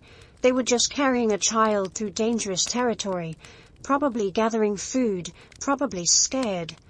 Their footprints accidentally created evidence that would, 23,000 years later, rewrite textbooks. One small step for a prehistoric parent. One giant leap for American archaeology. The subway worker's headlamp catches something white in the tunnel wall. Bone. Massive bone. 1991, beneath Dykeman Street. They've just uncovered Manhattan's deepest secret. A mastodon tusk, gleaming like buried ivory in the exact spot where the A train now rumbles. Welcome to Ice Age New York, where your morning commute crosses ancient killing grounds. Picture Broadway, 20,000 years ago, where taxis now honk, mastodons trumpeted, 11 feet tall, 10,000 pounds, defending calves from dire wolf packs. The Harlem River, a glacial meltwater torrent where giant beavers built dams you could walk across. Central Park, a spruce forest where 12-foot-tall ground sloths stripped bark with claws like scythes. Manhattan was megafauna central, explains Dr. Sidney Horenstein, urban geologist. The variety of species here rivaled Africa's Serengeti, just bigger. Everything was bigger. The evidence hides beneath skyscrapers. In 1858, workers digging the Harlem Canal hit a complete mastodon skeleton. 1925, Inwood apartment construction uncovered another. The Cohoes mastodon, found near Albany, stood 10 feet tall, with tusks like curved telephone poles. Carbon dating, 13,000 years old. Cause of death, humans. But mastodons were the gentle giants, the real monsters. Cave bears denning where Wall Street now trades. Saber-toothed cats ambushing prey where Times Square now glitters. And the giant short-faced bear, 1,500 pounds of muscle and rage, fast as a horse, tall as your ceiling. One fossil found in Dutchess County shows claw marks 15 feet up a tree. It wasn't climbing, it was reaching. The American lion ruled this concrete jungle before concrete existed. Panthera atrox, 25% larger than African lions, hunting in coordinated prides. Their roars echoed off the Palisades. They cached kills in caves beneath modern Manhattan, their tooth marks still visible on 20,000-year-old bones. Every New York construction project is a dice roll, notes paleontologist Carl Mailing. We might find a subway tunnel or a saber-tooth den. Usually it's both. The Hudson River told time in corpses. Spring floods washed mammoth carcasses downstream, creating bone jams where predators gathered. One site near Yonkers contained remains of 17 different megafauna species in a single layer. A snapshot of death from when New York City was wilder than any Hollywood movie. Then came the humans. Clovis points, distinctive spearheads, appear in New York's strata 13,000 years ago. Within 1,000 years, the megafauna vanished. Coincidence? The timing suggests otherwise. These first New Yorkers were armed, organized, and hungry. But they faced competition. Dire wolves hunted in packs of 30, using relay tactics to exhaust mammoth herds. Short-faced bears claimed entire territories, marking boundaries with claw marks still visible on surviving rock faces. The first human New Yorkers weren't colonizing empty land. They were invading occupied territory. One human skull fragment from Pelham Bay shows healing from massive trauma, likely a glancing blow from a cave bear. They survived somehow. Early New Yorkers were as tough as their modern descendants claim to be. When you walk Manhattan streets, Melling Muses, you're following mammoth trails. They carved the easiest routes through glacial terrain. Broadway follows an ancient game trail. So does the Boston Post Road. We still use their commute. The city that never sleeps was built on the bones of giants who slept forever. Every skyscraper stands on their graves. Denisova Cave, Siberia, 2018. The bone fragment is tiny, smaller than a penny. But when geneticist Vivian Sloan sees the DNA results, she checks them 3 times, then calls her supervisor, then sits in stunned silence.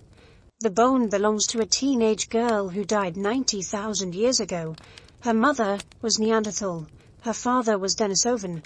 She is Denny, the only first-generation hybrid ever found. Proof that different human species didn't just meet, they fell in love. The odds of finding this individual were astronomical, Sloan explains, still amazed. It's like finding a needle in a haystack, then discovering the needle is made of gold. But Denny was just the beginning. December 2024 brought revolutionary discoveries that rewrote the entire interbreeding timeline. New analysis of ancient genomes pinpointed the Neanderthal Homo sapiens mixing to exactly 47,000 years ago, lasting 7,000 years. Not brief encounters but sustained relationships across millennia. Picture the scene. A Neanderthal woman in prehistoric Croatia meets a Homo sapiens man. He's taller, slimmer, with a strange rounded skull. She's shorter, stronger, with a body built for Ice Age survival. They don't share a language. Their cultures are alien. Yet something sparks. 9 months later, a child is born carrying both lineages. That child's descendants include everyone reading this whose ancestors left Africa. Every non-African alive today carries the genetic signature of these ancient love affairs, reveals population geneticist Fernando Rechimo. We're all products of prehistoric romance. The evidence shows this wasn't rare. In the Oase cave in Romania, a 40,000-year-old human had a Neanderthal great-great-grandparent. At Songhir in Russia, individuals show Neanderthal ancestry from just 2 to 4 generations back. These species weren't just coexisting, They were dating, but love came with a price. Hybrid males were likely sterile, a biological barrier that prevented full species merger. Only female hybrids could pass on combined genes, creating a one-way genetic flow that we still carry. Some Neanderthal DNA helped us. Immune system variants that fight disease, genes for fat metabolism that aided survival. Other variants brought problems, increased risk of depression, addiction, blood clotting disorders. It's the ultimate star-crossed lover's tale, muses archaeologist Huang Ziyou. Different species meeting at the edge of extinction, creating children who carried both legacies forward. The archaeological record hints at the social dynamics. At some sites we find Neanderthal tools alongside sapiens jewelry, technology exchange, cultural mixing, perhaps gift-giving between lovers. At Grotte de Rennes in France, Neanderthals suddenly started making jewelry, right after modern humans arrived nearby. Coincidence? Or someone trying to impress a date? The last Neanderthals show the highest genetic diversity, suggesting increased interbreeding as their populations shrank. Desperate times, desperate measures. Or perhaps barriers broke down when survival mattered more than differences. One poignant detail: Neanderthal women left more genetic legacy than Neanderthal men. The pattern suggests sapiens males with Neanderthal females was more common than the reverse. Whether by choice, force, or cultural exchange, the story written in our genes is complex. We used to think Neanderthals were primitive brutes, Zillow reflects, but someone loved them, someone chose them as partners, raised hybrid children, mourned their deaths. That's not conquest, that's connection. Today, billions carry the proof of ancient affection in every cell. When you fight off a cold using Neanderthal immune variants, you're benefiting from a love story 47,000 years old. Species barriers meant nothing to hearts that recognized kindred spirits across evolutionary divides. Love found a way. Love always does. Dr. Sarah Chen stares at her computer screen, watching artificial intelligence analyze 300,000-year-old stone tools. The AI has just identified something no human archaeologist noticed in 40 years of study: a manufacturing pattern, a signature. These ancient tools weren't random, they were branded. The AI detected individual toolmaker styles. Chen explains, excitement breaking through scientific calm. Like handwriting analysis, but for rocks, we can now identify specific Neanderthal artisans who lived 200,000 years ago.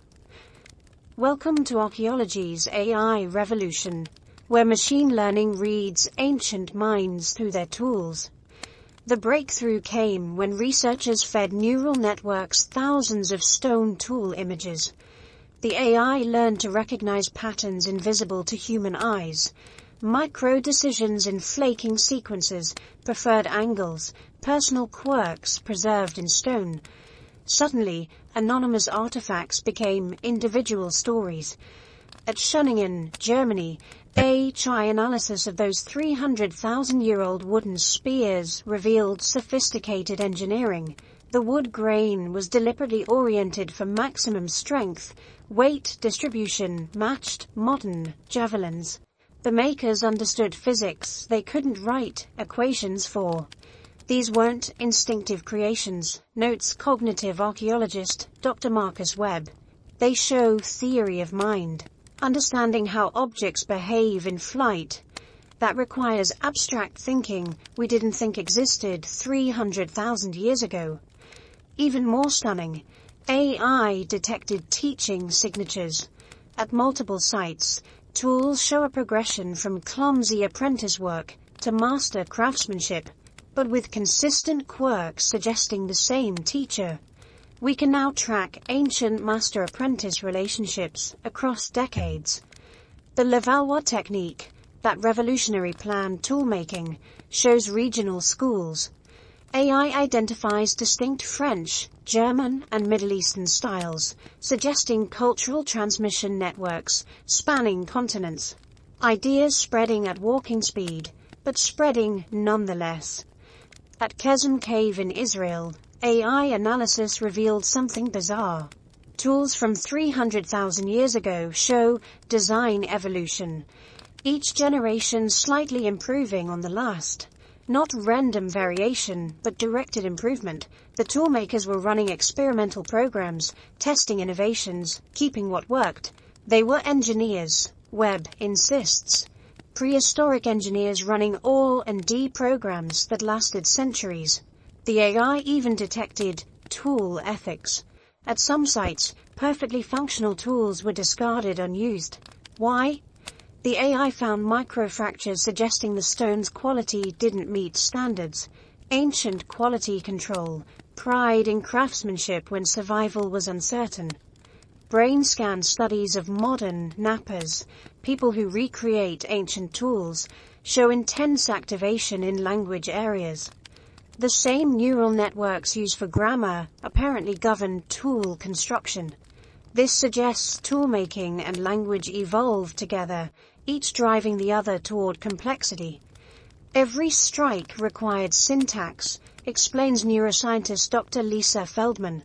Subject, hammerstone, acts on object, core, to produce result, flake. That's grammar in stone. The implications stagger. If 300,000-year-old tools show this complexity, their makers had modern-level cognitive abilities. They thought abstractly, planned hierarchically, taught systematically. They just couldn't write it down. One Neanderthal site in France shows tool styles suddenly changing 45,000 years ago, right when modern humans arrived. But the AI detected something surprising. Neanderthals weren't copying sapiens tools. They were innovating in response, creating new designs that outperformed both traditional styles. Competition drove creativity, Jen notes. The presence of modern humans triggered a Neanderthal renaissance. They didn't just adapt, they innovated. The AI revolution shows our ancestors' minds were never primitive. They were brilliant engineers trapped in a world without metal, brilliant teachers without writing, brilliant thinkers without words to capture their thoughts. Their tools weren't just rocks, they were crystallized intelligence, fossilized thoughts, ancient minds reaching across 300,000 years to touch ours. And AI is finally letting us touch back. Madagascar 2,000 years ago, a child points at the forest edge, screaming, "The ground is moving." No, something on the ground is moving. Something impossible. A bird, tall as 3 men stacked, striding on legs like tree trunks. The elephant bird, 10 feet tall, 1,000 pounds. Earth's largest bird meeting Earth's newest predator, humans. Within 1,000 years they're gone. An entire branch of evolution, erased. The pattern is global, predictable, and horrifying. Humans arrive. Megafauna die. Every single time. It's the most consistent pattern in archaeology, admits Dr. Paul Martin, father of the overkill hypothesis. Follow human footprints around the globe. Within 1,000 years, the giants vanish. Australia, Americas, Madagascar, even tiny islands. The equation is simple. Humans plus megafauna equals extinction. The numbers don't lie. Australia, 46,000 years ago, humans land, and within 10,000 years, 90% of large animals extinct. Diprotodon, the 6,000-pound wombat. Megalania, the 20-foot lizard. Thylacoleo, the marsupial lion. Gone, gone, gone. North America, 15,000 years ago, humans cross Beringia. Within 3,000 years, mammoths, giant ground sloths, saber-toothed cats, dire wolves, short-faced bears. Extinct. South America loses 80% of its giants. The pattern repeats like a broken record of death. But here's the disturbing part. It wasn't even hard. Computer models show just 100 human hunters could drive mammoths extinct in 300 years, not through massive slaughter, just by killing one mammoth per hunter per year. That's it. Large animals reproduce slowly, kill just 2% annually, and mathematical extinction becomes inevitable. We didn't need to be bloodthirsty, explains modeler Dr. John Ulroy. We just needed to be slightly better at killing than mammoths were at breeding. The math does the rest. The killing methods were horrifyingly efficient. Drive entire herds off cliffs, set grasslands ablaze, creating walls of fire. Most disturbing, humans learn to kill babies. Why fight a 10-ton mammoth when you can spear a 200-pound calf? The juveniles died. The species couldn't recover. On New Zealand, the pattern accelerated to nightmare speed. Polynesians arrived 700 years ago. Within 100 years, a human lifetime, every moa species extinct. 9 species, from 30 to 500 pounds. The Haast's eagle, which preyed on moas, followed them into oblivion. Moas had thrived for 50 million years, notes extinction expert Dr. Richard Holdaway. They survived ice ages, volcanic eruptions, climate shifts, then humans arrived. Game over in a century. The evidence is written in charcoal. Wherever humans went, fire followed. Australia's fire record shows a massive spike when humans arrived. Rainforests that hadn't burned in 100,000 years suddenly ablaze. The giants couldn't adapt to modified landscapes. Some fought back. Cave bear skeletons show human spear wounds, but also human skeletons showing cave bear trauma. Mammoths learned to avoid human scent. Island species fled to mountaintops. It didn't matter. We followed. We always followed. The saddest evidence comes from dong. Mammoth dong disappears from sediment cores within centuries of human arrival. But here's the heartbreak. Pollen records show the plants mammoths ate thrived after their extinction. The ecosystem could still support them. Only one variable had changed. United States. Every culture has flood myths, Martin observed before his death. But we should have extinction myths, stories of the world we destroyed, the giants we erased, the diversity we simplified into a human-dominated monoculture. The great dying wasn't natural, wasn't inevitable, was entirely, unforgivably human. And it was just the beginning.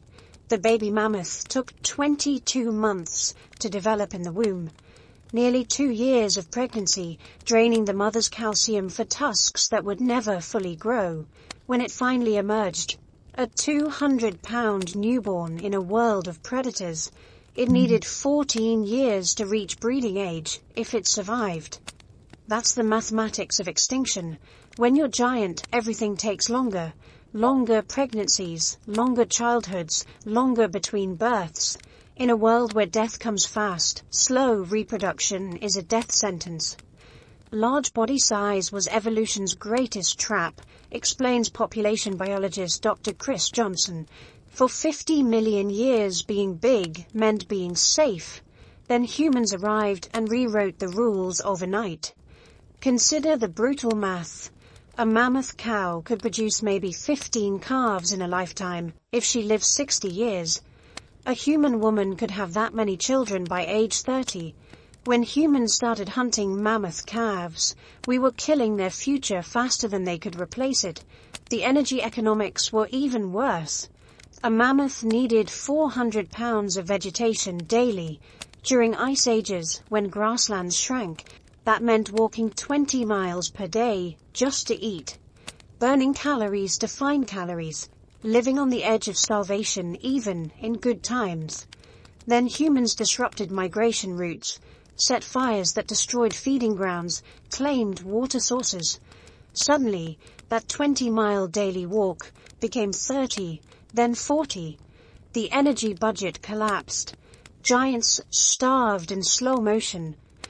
Being large meant you couldn't hide. Johnson continues. Couldn't change diet quickly, couldn't breed fast enough to offset losses. Every advantage of size became a disadvantage when humans appeared. The fossil record shows the pattern. During previous extinctions, large and small species died equally, but the human-caused extinctions targeted size with sniper precision. Anything over 100 pounds faced exponentially higher extinction risk. Over 1,000 pounds. Virtual death sentence. Take the giant beaver. At 300 pounds it built dams that engineering students study today. Lodges like fortresses. Intelligence comparable to primates. But it took 3 years to reach sexual maturity. Humans could kill 3 generations of regular beavers in that time. Guess which survived? Island species had it worst. On Mediterranean islands, dwarf elephants evolved. Regular elephants shrunk by limited resources. The smallest stood 3 feet tall. You'd think being small would save them. Wrong. They still had elephant reproduction rates. Still took years to mature. Size shrank, but biology didn't adjust fast enough. Evolution works on deep time, explains paleontologist Dr. Victoria Herridge. Species adapt over thousands of generations. Humans change the rules in 1 generation. Evolution couldn't keep pace. The cruelest irony? Many giants were already adapting. Mammoths were developing smaller tusks, less calcium drain, faster maturity. Ground sloths were speeding up, becoming more agile. Cave bears were shifting to more plant-based diets, avoiding competition. Too little. Too late. Evolution measures change in millennia. Humans measure it in decades. The few giants that survived tell the story. Elephants made it by being smart. Complex societies, long memories teaching young to fear humans. Rhinos survive through sheer aggression. Anything that charges first, asks questions later, has a chance. Hippos lived in water where humans couldn't follow, but survival came at a cost. Modern elephants reach breeding age faster than mammoths did. Have shorter pregnancies, smaller tusks. We didn't just kill the giants, we edited the survivors, selecting for traits that could coexist with human predation. Every living megafauna is a Holocaust survivor, Johnson states bluntly. They're the ones who adapted to us. The rest are bones in museums. Size once meant safety, strength, dominance. Humans made it mean death, and we're still making that true, 1 elephant at a time. Gibraltar 28,000 years ago. She doesn't know she's the last. How could she? Her kind have owned this rock for 200,000 years. The sea provides, the caves shelter. Tomorrow will be like yesterday. It always has been, but her band number's only 12 now. 3 adult females, 2 males, 7 children, none thriving. They haven't seen others of their kind in 5 winters. The smoke from their fires draws no visitors. Their calls echo off limestone cliffs, unanswered. Dr. Clive Finlayson stands in Gorham's cave, reading her story in sediment layers. The last Neanderthals weren't primitive stragglers. They were innovators, adapting, surviving against impossible odds. They just ran out of time. The evidence is heartbreaking in its humanity. These final Neanderthals developed new technologies, sophisticated hearths, advanced stone tools, even abstract art. Hash marks on the cave wall that might be calendars or counts of days since they'd seen their own kind. She was probably born here, in this cave, learned to nap flint where the light was best, gathered limpets from the same rock pools her grandmother had. The cave walls preserve her handprints, smaller than expected, almost delicate. A person, not a specimen. Her DNA, extracted from a wisdom tooth, tells of centuries of inbreeding. Her parents were related, her grandparents were related. The genetic diversity that once spanned continents had collapsed to a single extended family, copying themselves into extinction. They were suffering mutational meltdown, explains geneticist Dr. Love Delen. Small populations accumulate harmful mutations, each generation slightly less viable than the last. They didn't die from a single cause. They died from 1,000 tiny cuts. But still, she persisted. Seal bones show sophisticated hunting, waiting at haul-out sites, timing kills for maximum efficiency. Pigeon bones indicate they were trapping birds, possibly with nets. Shellfish remains suggest scheduled harvesting, letting populations recover. These weren't desperate scavengers, but careful resource managers. The charcoal tells darker stories. Burning patterns show they were using fire defensively, creating barriers, signaling, perhaps trying to seem more numerous than they were. One hearth contained burned ibex horn, which creates dense smoke. Smoke signals to no one. Modern humans had arrived in Spain 10,000 years earlier. The archaeological record shows careful avoidance, Neanderthals retreating to peripheries claiming territories humans didn't want. Yet, Gibraltar was their last refuge, surrounded by sea on 3 sides. Nowhere left to retreat. Did she know about modern humans? Almost certainly. Did she understand they were different? The evidence suggests yes. Late Neanderthal sites show borrowed technologies, blade production techniques that appeared first in sapien sites. They were watching, learning, adapting. It wasn't enough. Her children would have been her greatest fear.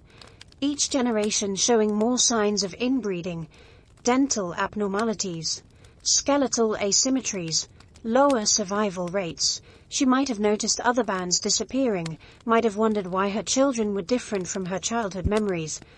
The last layers show increasing desperation. Marine resources dominate. They'd exhausted terrestrial prey. Tool production becomes erratic. Maintaining quality control requires enough people to preserve knowledge. Hearths grow cold more often. The infrastructure of survival slowly failing. She might have lived completely alone for her final years. Finlayson reflects quietly. The last speaker of her language. The last keeper of 200,000 years of accumulated wisdom. Dying with stories no one would ever hear again. The final Neanderthal layers at Gorham's Cave date to 28,000 years ago. Then, nothing. Just sterile sand where a species ended. No violence. No drama, just absence where once there was presence. Modern humans use the cave 5,000 years later. Their layers full of art, beads, complex tools, conquerors who never met the conquered, inheritors of an empty continent. Somewhere in Gibraltar she died looking at the same view tourists photograph today. The last eyes of her species watching Africa shimmer across the water. Knowing, perhaps, that something fundamental was ending. Not with a bang, with silence. The last word in a language that took 200,000 years to speak, and no one to hear it. Java, Indonesia, 117,000 years ago. The old one remembers when the forest was open, when you could see danger coming. Now vines strangle everything. The canopy blocks the sky. His kind were never meant for jungle shadows. They were creatures of open woodland, and the woodland is gone. He is Homo erectus. His species has walked the earth for 1.8 million years, 6 times longer than Homo sapiens has existed. They invented controlled fire, created the first standardized tools, walked out of Africa before anyone else, colonized half the planet, and now, on this tropical island, the greatest success story in human evolution is writing its final chapter. Homo erectus was the ultimate survivor, emphasizes paleoanthropologist Dr. Susan Anton. They weathered ice ages, volcanic winters, predators we can't imagine. For them to go extinct required something extraordinary. That something was climate change, but not the kind they'd survived before. Around 120,000 years ago, Java's environment shifted dramatically. Open woodlands transformed into dense rainforest. For a species adapted to long-distance walking and persistence hunting in open terrain, it was like dropping a dolphin in a desert. The final Erectus fossils from Rundong tell of desperate adaptation. Cranial capacities slightly increased, perhaps selection for intelligence in challenging times. Tooth wear showing dietary shifts to rainforest resources. But some changes came too slowly for evolution to fix. Their technology, revolutionary 500,000 years ago, had barely changed. The same Acheulean hand axes their ancestors carried out of Africa. Perfect for butchering carcasses in open country, useless for the fruit-gathering, tree-climbing existence the rainforest demanded. They were trapped by their own success. Anton explains, the same conservative culture that kept them stable for nearly 2 million years prevented rapid adaptation when their world transformed. Meanwhile, 2,000 miles away, their cousins were evolving. Homo sapiens had developed projectile weapons, art, and complex language. Denisovans had spread across Asia with flexible adaptations. Neanderthals dominated Europe with cold weather specializations. Erectus, the ancient ancestor, was being left behind by its own descendants. The Java populations show increasing isolation, no gene flow from mainland Asia, no cultural innovations arriving from elsewhere. The same tool types, repeated endlessly, like a broken record of stone. They were technological fossils before they became actual fossils. Did they encounter modern humans? The timing suggests it's possible. Sapiens were spreading through Southeast Asia around 120,000 years ago, but no archaeological sites show both species together. Perhaps Erectus retreated deeper into unsuitable rainforest. Perhaps contact was brief, violent, decisive. The saddest part is they almost made it, notes archaeologist Dr. Russell Siochong. If they'd survived another 50,000 years, they might have encountered humans willing to preserve them, study them, learn from them. They missed becoming living witnesses to human evolution by a geological eye blink. The last Erectus might not have known they were last. Isolated on Java, they couldn't see their continental cousins had vanished 400,000 years earlier. Couldn't know they were evolution's last experiment in that particular form of humanity. Their end wasn't dramatic, no asteroid, no plague, just a species perfectly adapted to a world that no longer existed, changing too slowly for a world transforming too fast. The rainforest that challenged them still grows over their bones, green shadows covering the last chapter of humanity's longest success story, 2 million years of survival. Then nothing. The greatest survivor in human history, defeated not by weakness, but by the inability to imagine being different. Evolution's cruelest lesson. Sometimes perfect adaptation becomes a perfect trap. Morocco, 300,000 years ago. At Jebel Irhoud, something unprecedented is happening. The humans living here look almost modern, flatter faces, rounder skulls, smaller teeth. But it's what's happening inside those rounder skulls that will change everything. They're thinking differently. Africa was humanity's ultimate laboratory, explains paleoanthropologist Dr. Chris Stringer. While other continents harbored single human species perfectly adapted to local conditions, Africa churned out variation after variation. We weren't the best at anything, we were adequate at everything.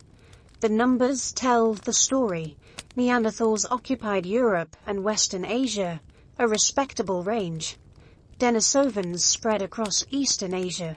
Erectus claimed Indonesia, but Homo sapiens in Africa faced environments from Sahara to rainforest, mountain to coast, forcing adaptations no other species needed. That environmental chaos created cognitive chaos. In the best possible way, African sapiens couldn't perfect one survival strategy because their environment wouldn't stop changing. Sahara grasslands became desert, forests became savanna, lakes appeared and vanished. Survival required mental flexibility that would have killed specialists. Neanderthals had bigger brains. Stringer notes, but they used them for processing immediate sensory data, incredible spatial memory, superhuman strength calculation. Sapiens evolved smaller, weirder brains focused on something else. Imagining things that didn't exist. The Jebel Irhoud tools reveal this cognitive revolution.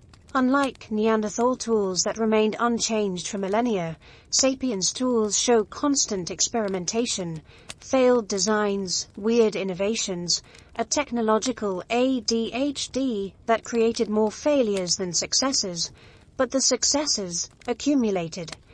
African genetics tell another story. While Neanderthal populations stayed small and isolated, African sapiens maintained massive, interconnected populations. Ideas could spread, innovations could combine. A better spear design from the north could merge with a plant processing technique from the south. Population size might have been our superpower, suggests geneticist Dr. Sarah Tishkoff. Neanderthals had 10,000 individuals maximum, African sapiens had millions. More people means more mutations, more innovations, more chances for genius. But the real advantage was social. African sites show evidence of symbolic behavior, ochre use, beads, possible art, 100,000 years before such things appeared elsewhere. These weren't just decorations, they were social signals, group identifiers, ways to recognize allies and enemies at distance. Language likely evolved here too. The diversity of African environments demanded complex communication. You can't persistence hunt without coordinating. Can't gather efficiently without sharing information. Can survive seasonal variations without planning. Every challenge drove communication complexity. Neanderthals might have had language, linguist Dr. Dediudan speculates, but African sapiens had gossip, stories, lies, abstract concepts. We didn't just describe the world, we created alternate realities through words. When climate chaos 70,000 years ago nearly exterminated humanity, the famous bottleneck where we dropped to maybe 10,000 individuals, African adaptability saved us. Coastal populations learned to harvest shellfish. Interior groups developed new hunting strategies. Someone, somewhere, figured out how to survive, and told others. The excavations at Jebel Irhoud continue revealing surprises. Fire-treated tools showing industrial-level production. Possible trade goods from hundreds of miles away. Evidence of planning that extended beyond seasons to years. These weren't just humans, they were project managers. Every human alive today carries African innovations in their neurons. Stringer concludes, the cognitive toolkit that conquered the planet was forged in African chaos. We didn't evolve to dominate, we evolved to adapt. And adaptation, it turns out, dominates everything. 300,000 years ago, in a Moroccan cave, the future was being born. Not in muscle or brain size, but in mental flexibility. The ability to imagine tomorrow differently than today. Every other human species perfected their present. Only African sapiens invented the future. And that made all the difference. The skeleton shouldn't exist. Half buried in Ukrainian permafrost, the mammoth shows damage that makes forensic investigators queasy. Not a random butchery, surgical dismemberment. Each cut mark tells a story of terrifying efficiency. Someone 15,000 years ago understood anatomy better than some modern butchers. This wasn't survival hunting, whispers Dr. Olena Kuzmina, examining cuts that sectioned the mammoth at every joint. This was industrial processing. They had a system. Welcome to Prehistoric CSI, where every bone tells a murder story. The forensic revolution in archaeology began when scientists started treating dig sites like crime scenes. Suddenly, tooth marks revealed killer identities. Blood residue on stone tools exposed 20,000-year-old DNA. Microscopic analysis showed exactly which organ each tool touched first. At Schöning in Germany, horses weren't just killed, they were executed. Spear wounds clustered around the heart and lungs with sniper precision. No wasted throws, no panicked stabbing. The hunters knew exactly where major arteries ran, where bones were thinnest, where death came fastest. These weren't desperate people throwing spears randomly, explains forensic archaeologist Dr. Sabine Gardzinski-Windhäuser. They were anatomists. Every kill was a dissertation on efficient death. But the most disturbing discoveries come from human remains. A Neanderthal from Shanadar Cave shows healed wounds consistent with attempted murder. A spear thrust that missed vital organs by inches. Someone tried to kill him. He survived. They lived together afterward. The social dynamics boggle modern minds. Isotope analysis reveals ancient serial killers. At Grandolina, Spain, 800,000-year-old human bones show butchery marks identical to those on animals. Cannibalism, yes, but selective. Only young individuals, processed with the same efficiency as deer. Someone developed a taste for their own kind. We can track individual killers across sites, Kuzmina notes. Cutting styles are like signatures. One individual's knife marks appear on victims 50 miles apart. We're tracking prehistoric murder sprees. The killing tools tell their own stories. Microscopic edge damage reveals whether a blade cut hide, meat, bone, or human flesh. Each leaves distinct polish patterns. Some tools specialized in human processing. Purpose-built murder weapons in an age before metal. At Gough's Cave, England, the forensics turns stomach-churning. Human skulls crafted into drinking cups, not ritual objects. Used cups with wear patterns from regular use. The cut marks show practiced technique. Someone made these before, many times. Blood protein analysis provides the goriest details. Mammoth blood on spear points. Expected. Human blood on the same points. Disturbing, but mixed blood, human and mammoth, on single tools suggests scenarios archaeologists don't discuss at dinner parties. Every prehistoric site is a crime scene, Gardzinski-Windhäuser states. We're just very, very late to the investigation. The latest forensic techniques read violence like books. Bone stress patterns reveal where the victim saw death coming. Defensive wounds, panic breaks, the skeletal signature of terror. Some kills were ambushes, others were executions. A few were torture.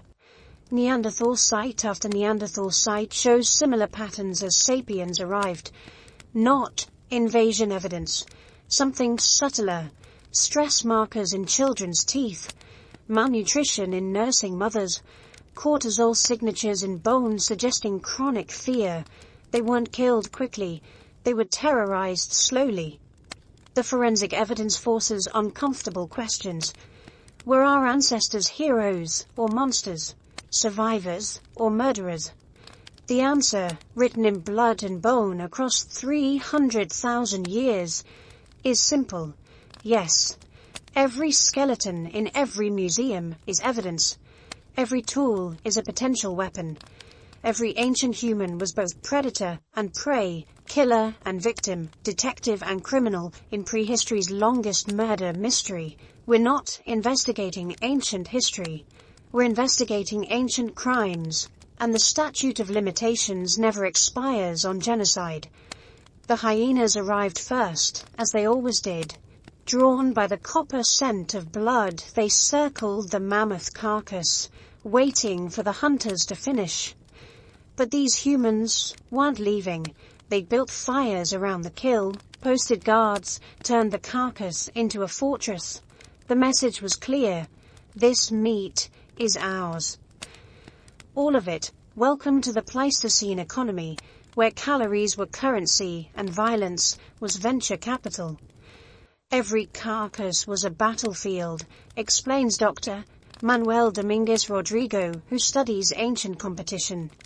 Humans didn't just fight animals.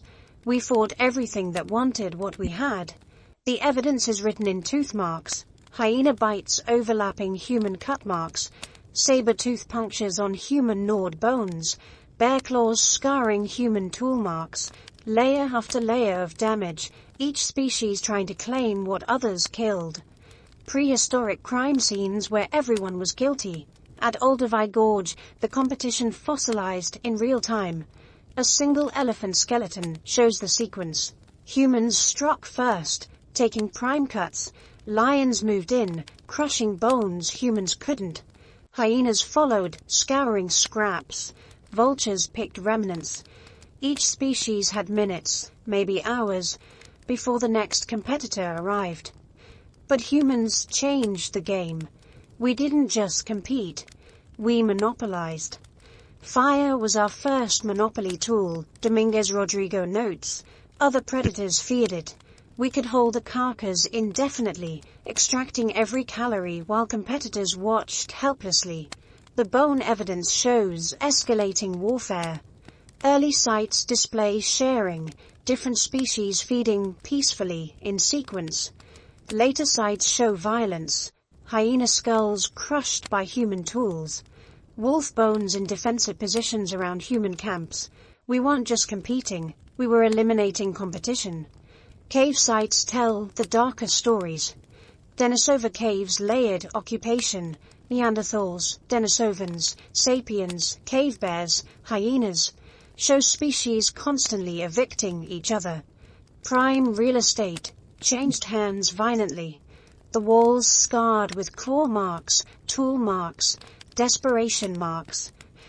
Caves were prehistoric Manhattan apartments, jokes archaeologist Dr. Bensi Viola. Everyone wanted them, nobody wanted to share. Eviction meant death. The competition shaped our evolution. Humans developed throwing spears partly to defend carcasses from distance. Cooperative hunting meant overwhelming force at kill sites. Language allowed coordinating defense strategies. Every human innovation was partly anti-competition technology. But the strangest evidence comes from processed bones themselves. Cut mark analysis shows humans often took the worst parts, organs, marrow, brains, leaving muscle meat for scavengers. Were we avoiding conflict? Or did we discover nutrients others missed? Humans became marrow specialists because it was the only niche available, suggests Dr. Jessica Thompson. Lions took meat, hyenas crushed bones. We invented tools to access what nobody else could. Competition drove innovation. The bone wars intensified as humans improved. By 50,000 years ago, sites show complete carcass processing, nothing left for competitors. Bones burned for fuel after marrow extraction, hides taken for clothing, tendons for rope. We weren't just feeding, we were strip mining corpses. Other species adapted or died. European cave bears competing for shelters went extinct. Hyenas, outcompeted for carcasses, shrank in size and range. Wolves learned to follow humans, eventually becoming dogs. Submit or starve. Those were the options. One cave in Spain preserved the ultimate bone war. Human and hyena remains intermixed, both showing consumption marks, mutual cannibalism, each species eating the other during desperate winters. The competition had become so intense that competitors themselves became food. We won the bone wars by changing the rules, Dominguez Rodrigo concludes. Other species fought over carcasses, we fought over ecosystems, they competed for meals, we competed for the future. Today's humans buy packaged meat, oblivious to the 300,000-year war that made it possible. Every supermarket represents victory in a competition that killed entire species. We don't fight hyenas for carcasses anymore. We killed all the hyenas, the bone wars are over. We won by ensuring there was nobody left to fight. Monopoly achieved. The tiny handprints barely spanned 3 inches, perfectly preserved on Rufinyak Cave's ceiling, 13,000 years old. A toddler, held aloft by adults, pressing paint-covered palms against stone. The same ritual modern parents perform with kindergarten art projects, except this kindergarten had cave bears for classmates and mammoths for playground equipment. Paleolithic childhood was simultaneously harder and more magical than anything we can imagine, reflects Dr. April Norwell, who studies prehistoric children. These kids played next to dire wolves and painted beside adults, creating humanity's first masterpieces. The evidence of ancient childhood hides in surprising places: miniature tools too small for adult hands, botched flint knapping showing learning curves, tooth marks on bone tools where teething babies gnawed. Every prehistoric site was also a nursery. At Songhir, Russia, the 28,000-year-old burial breaks hearts across millennia. 2 children, aged 10 and 13, buried, head to head, covered in 10,000 mammoth ivory beads, each requiring an hour to make. Someone spent 10,000 hours, over a year of continuous work, creating their burial goods. The love is palpable. These weren't disposable offspring, Nowell emphasizes. The investment in these burials shows children were treasured beyond measure. But childhood was brief. Tooth analysis shows weaning by age 3, earlier than modern hunter-gatherers. By 5, children contributed labor, tiny fingerprints on pottery, child-size grinding stones, miniature spears that weren't toys but training tools. The dangers were unimaginable. A child's skull from Kafsa Cave shows healed cave bear claw marks. Somehow a toddler survived a cave bear attack. Someone fought off a 1,500-pound predator to save a child.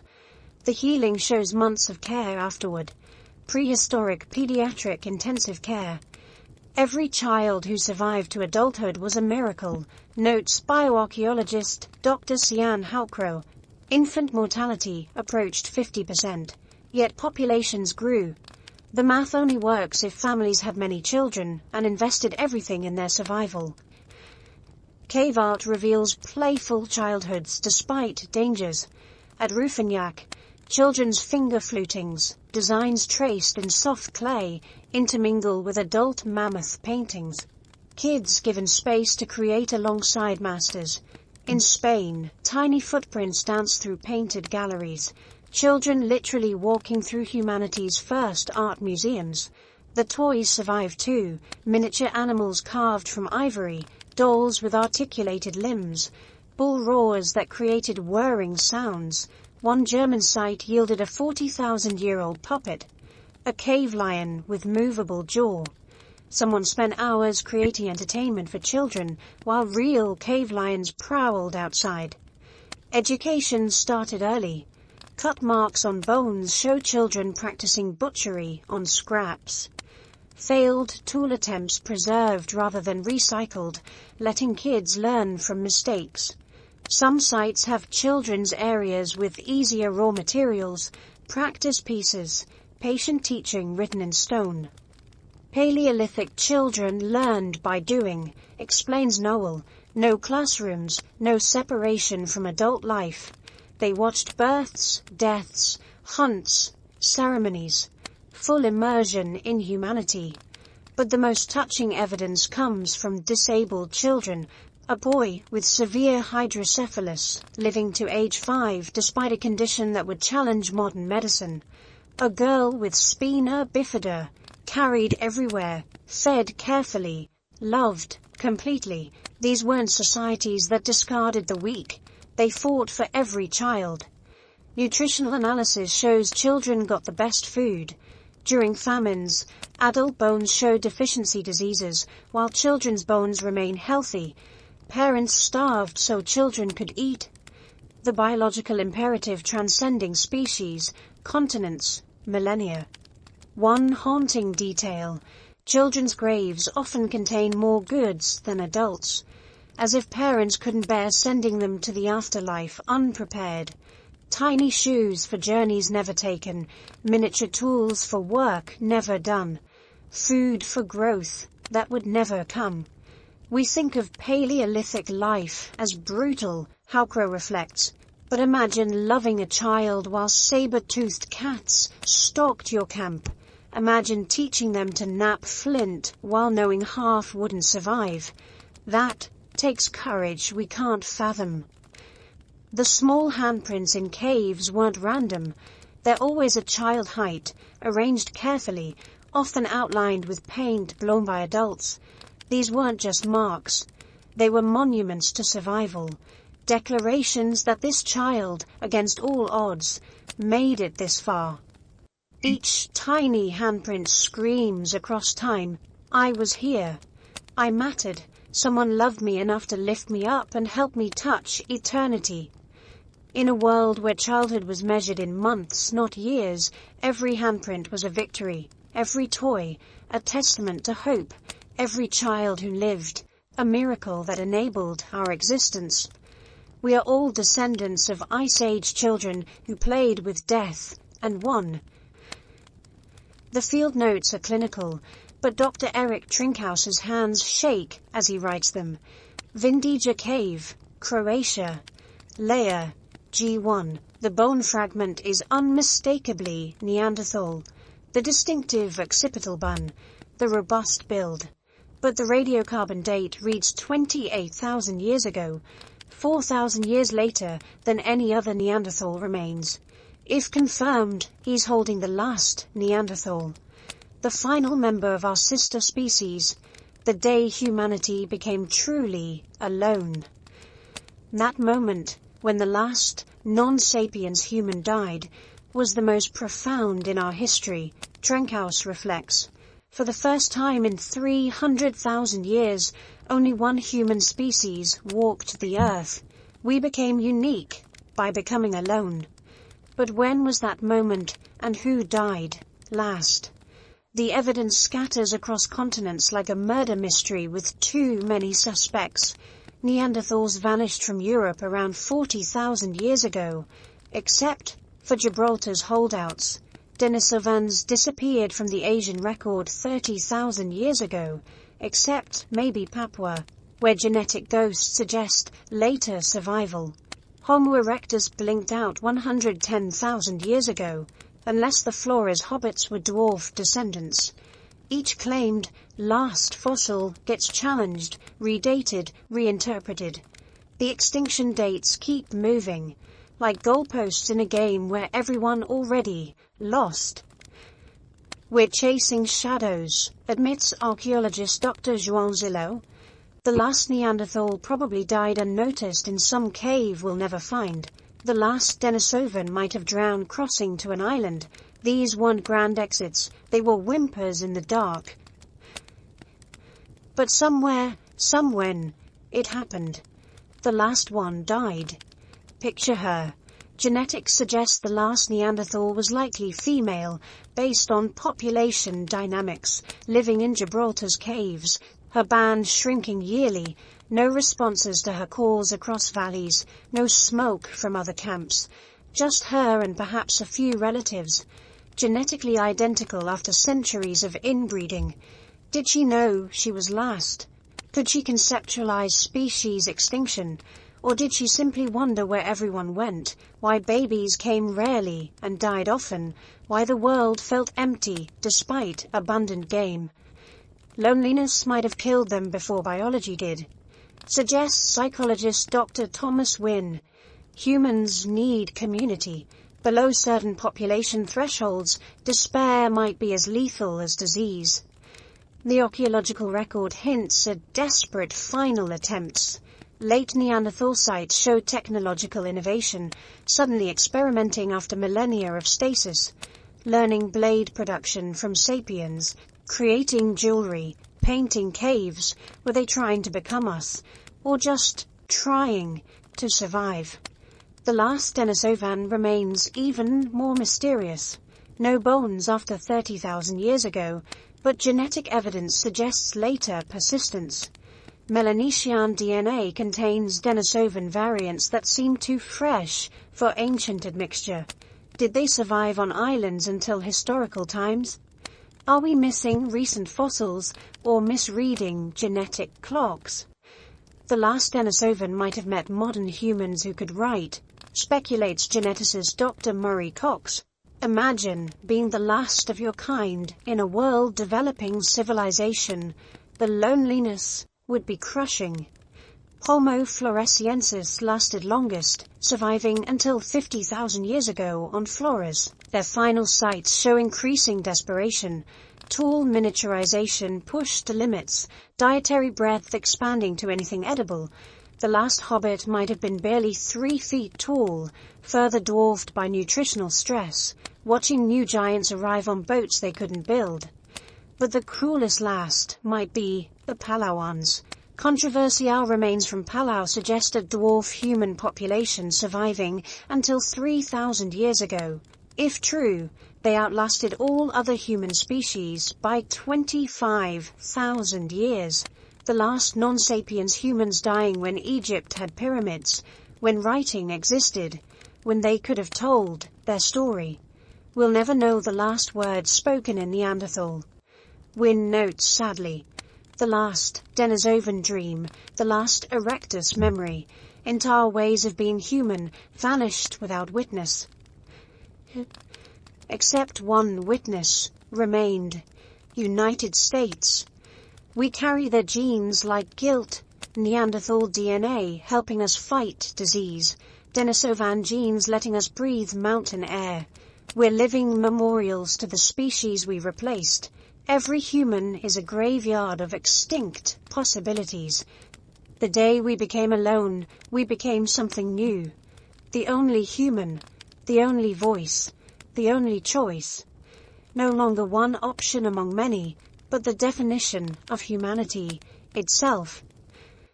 That last death created modern human psychology. Trinkhaus believes, knowing we're alone in the universe, no cousins, no alternatives, no backup plan. Just us, forever asking if we're human enough. Somewhere, the last one died, unnamed, unmourned by history, unaware they were ending 2 million years of human diversity. They died, and we became myth-makers with no one to check our stories. They died, and we became the only species that knows it's alone. They died, and we inherited a planet suddenly too large for one kind of human, too small for the guilt of being the only survivors. The day we became alone, we became responsible for defining what human means.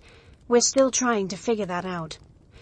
The morning started like any other at Murray Springs, Arizona, 13,000 years ago.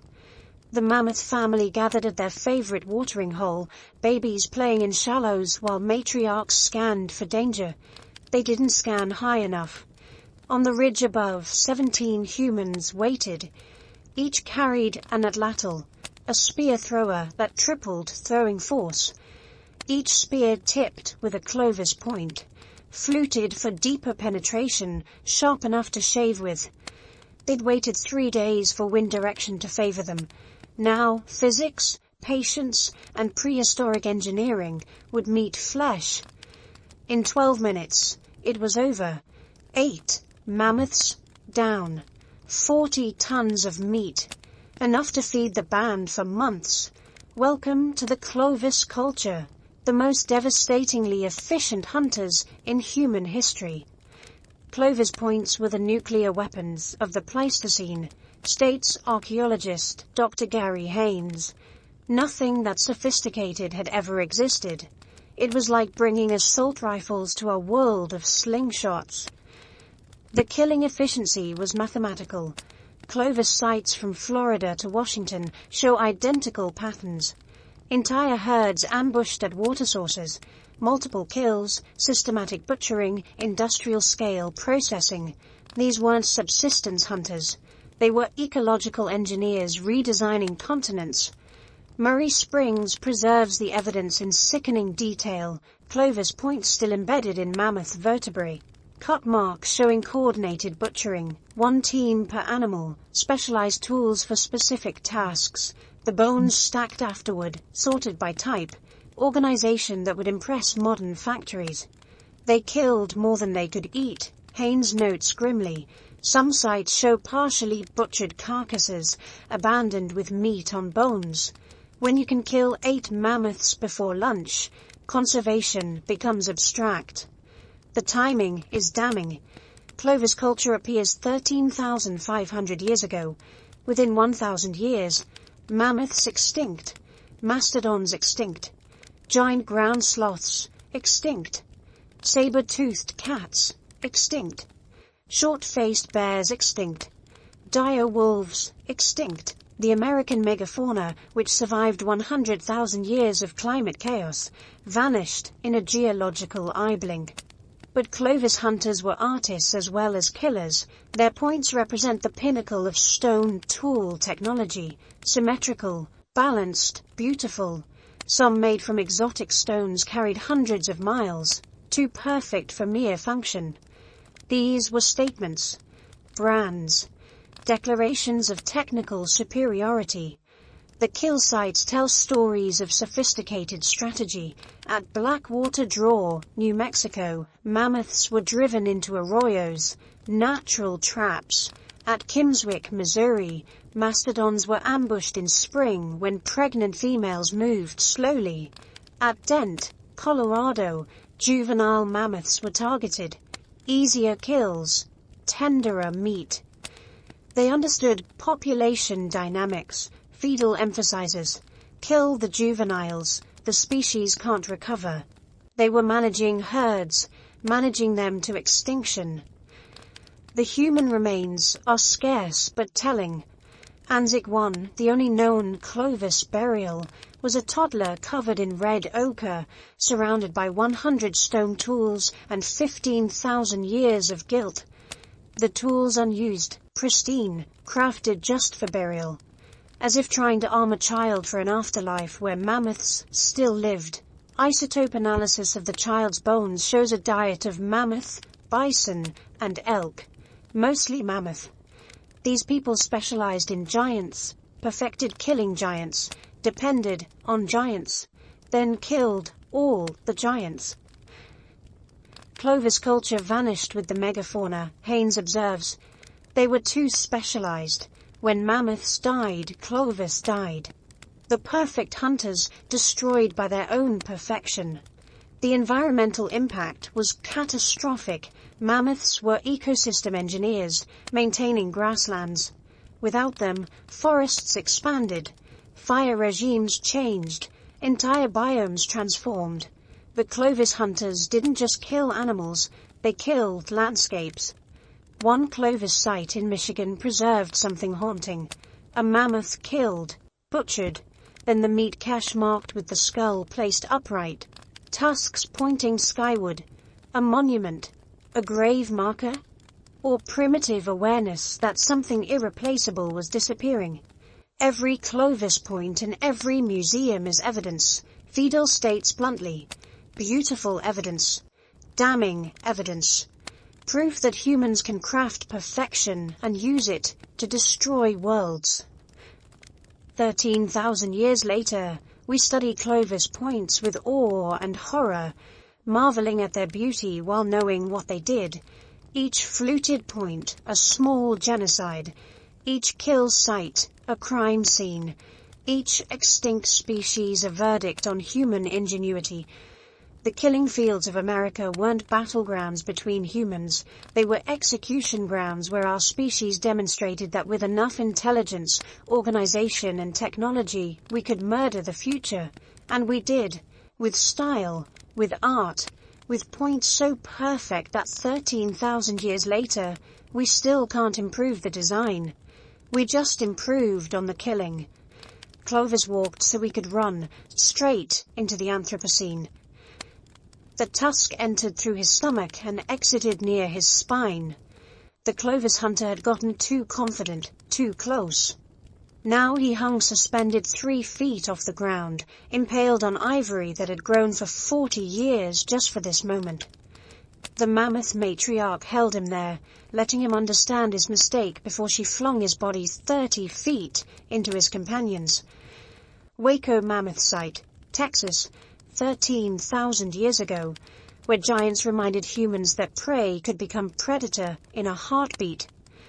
We romanticize prehistoric hunting as humans always winning, says Dr. Don Wyckoff, studying trauma patterns on human remains. The bones tell a different story. For every mammoth that died, humans paid in blood. The evidence is written in shattered skeletons, crushed rib cages with mammoth footprint impressions, skulls showing blunt force trauma consistent with trunk strikes. One skeleton from South Dakota preserved with a Clovis point in hand, and mammoth hair still clutched in the other. He died fighting. Mammoths weren't passive victims. Adult bulls stood 13 feet tall, weighed 12 tons, and could run 25 miles per hour. Their trunks, containing 40,000 muscles, could snap trees or spines with equal ease. When threatened, they formed defensive circles that would make Roman legions jealous. A mammoth trunk could generate 2,000 pounds of striking force, explains biomechanist Dr. Kathleen Hunt. That's like being hit by a small car. If they grabbed you, those trunk fingers could rip limbs off. But the real killers were matriarchs, older females who'd survived 50 winters, watched predators kill calves, learned every hunting trick. They had memories spanning decades and grudges lasting longer. Some Clovis sites show evidence of mammoth ambushes, where the hunted became hunters. At Colby, Wyoming, the excavation revealed a massacre in reverse. Human bones scattered among mammoth remains, showing perimortem breaks, shattered while fresh. The humans had wounded a matriarch. She survived, healed, and based on bone weathering, returned months later with her herd to destroy the human camp. Elephants today track down poachers years after attacks, notes Dr. Joyce Poole, elephant behavior expert. Mammoths had bigger brains. Why wouldn't they seek revenge? The defensive weapons were devastating. Beyond tusks and trunks, mammoths could rear up and bring their full weight down, creating impact forces that liquefied anything beneath. Their feet, padded with fat, could feel vibrations through ground. Humans might think they were sneaking. Mammoths felt every footstep. Ground sloths fought differently, but just as lethally. Those massive claws weren't just for stripping bark. They were switchblades attached to 4,000-pound bodies. One Texas site preserved a human skeleton with parallel gouges on the skull, spaced perfectly for megatherium claws. The bone shows no healing. Death was instant. Ground sloths looked slow until threatened, explains paleontologist Dr. Greg McDonald. Then they could pivot on their tail and swing those claws faster than humans could dodge, like being hit by 4 cavalry sabers simultaneously. Saber-toothed cats turned tables too. At Rancho La Brea, human bones in tar pits show Smilodon tooth punctures. The cats learned humans came to scavenge trapped animals, so they waited. The hunters became bait for smarter hunters. Cave bears left the most terrifying evidence. In European caves, human skeletons wedged into crevices barely large enough for children. They'd fled something massive in the dark, squeezing into spaces that became tombs. Claw marks on cave walls 15 feet up show what chased them. Some scratches overlay human handprints as if marking territory conquered. Every extinct megafauna killed humans before they died out. Wyckoff states, "The killing wasn't one-sided, it was war. We just had better recruitment rates." The psychological impact shaped human culture. Native American stories describe mammoths that remembered faces and came in the night for revenge. Siberian legends tell of mammoth spirits haunting those who killed wastefully. These weren't fantasies, they were survivor memories. One Clovis site in Arizona preserved something chilling. A child's skeleton showing healed mammoth tusk trauma. Someone survived being gored as a youth, lived to adulthood carrying scars. How many nights did they wake screaming, remembering the trunk lifting them, the tusk entering their body, the trumpeting that meant death? PTSD isn't modern, observes psychologist Dr. Mark Beckhoff. Imagine the trauma of watching mammoths dismember your family, the nightmares, the fear every time you heard trumpeting. We conquered giants but paid in sanity. The last mammoths might have killed the most humans, desperate, cornered on islands, genetically compromised but still massive. Wrangel Island Russians tell of devil elephants that killed anyone approaching their shrinking territory. The stories persisted into historical times, thousands of years after mammoths supposedly vanished. We won because we bred faster, not because we fought better, Hunt concludes. For every human a mammoth killed, we made 3 more. For every mammoth we killed, they needed 20 years to replace. Mathematics, not courage, gave us victory. The mammoth's revenge was making us remember. Every human culture that encountered them carries trauma stories. We dream of being crushed, pursued, lifted by invisible trunks. Genetic memory of when we were prey as much as predator. They lost, but they made sure we'd never forget the price of winning. Every elephant in every zoo is their revenge, reminders that we killed something magnificent and can never bring it back. The matriarchs remembered our faces. We remember their ghosts. The morning temperature was 59 degrees Fahrenheit in what would become London. By sunset 3 days later, it was 23 degrees Fahrenheit. The younger Dryas had arrived like a frozen sledgehammer, ending 2,000 years of warming in less than a human lifetime. Rivers froze mid-flow, forests died standing, and the last mammoths, already stressed by human hunting, faced an enemy no tusks could gore. 12,900 years ago, Earth's climate performed its cruelest magic trick, making spring disappear for 1,300 years. Imagine every winter lasting decades, describes climatologist Dr. Wallace Brooker. Spring never coming, temperatures dropping so fast you could watch forests die. That's what megafauna faced, that's what finished them. The evidence comes from Greenland ice cores, reading like nature's suicide note. Temperatures plummeted 15 degrees Fahrenheit in possibly a single decade. Snowfall doubled, growing seasons vanished. The pleasant post-glacial world that had allowed both humans and megafauna to thrive ended overnight in geological terms. Lake Agassiz, a meltwater reservoir larger than all modern Great Lakes combined, had catastrophically drained into the Atlantic. The freshwater cap shut down ocean circulation like pulling a planet's plug. Heat transport stopped. Ice returned with vengeance. For mammoths, it was apocalyptic. Their food, grasses, herbs, Arctic willows, vanished under permanent snow. Pregnant females, already struggling with human predation, faced starvation during critical gestation periods. Calves born into endless winter had no chance. Mammoths could handle cold, explains Dr. Love Dallin, mammoth genetics expert. But they needed food. The younger Dryas created biological deserts. White, frozen, lifeless deserts. The climate data shows murderous precision, not gradual cooling but violent oscillations, brief warm spells giving hope, then crushing returns to deep freeze. Plants would start growing, animals would begin breeding, then winter would return midsummer. The uncertainty killed more than cold, alone. Ground sloths, adapted to temperate browsing, died where they stood. Frozen specimens from Chile show full stomachs. They had food when temperatures crashed.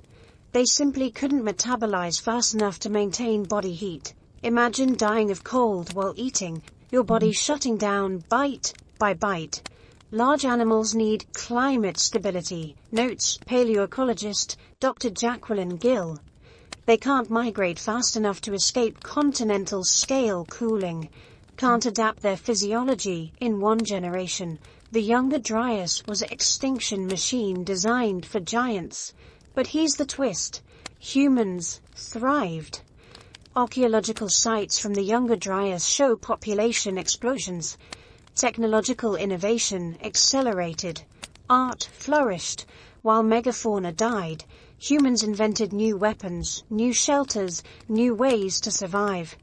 We were the rats of the Pleistocene, adaptable, clever, thriving in chaos.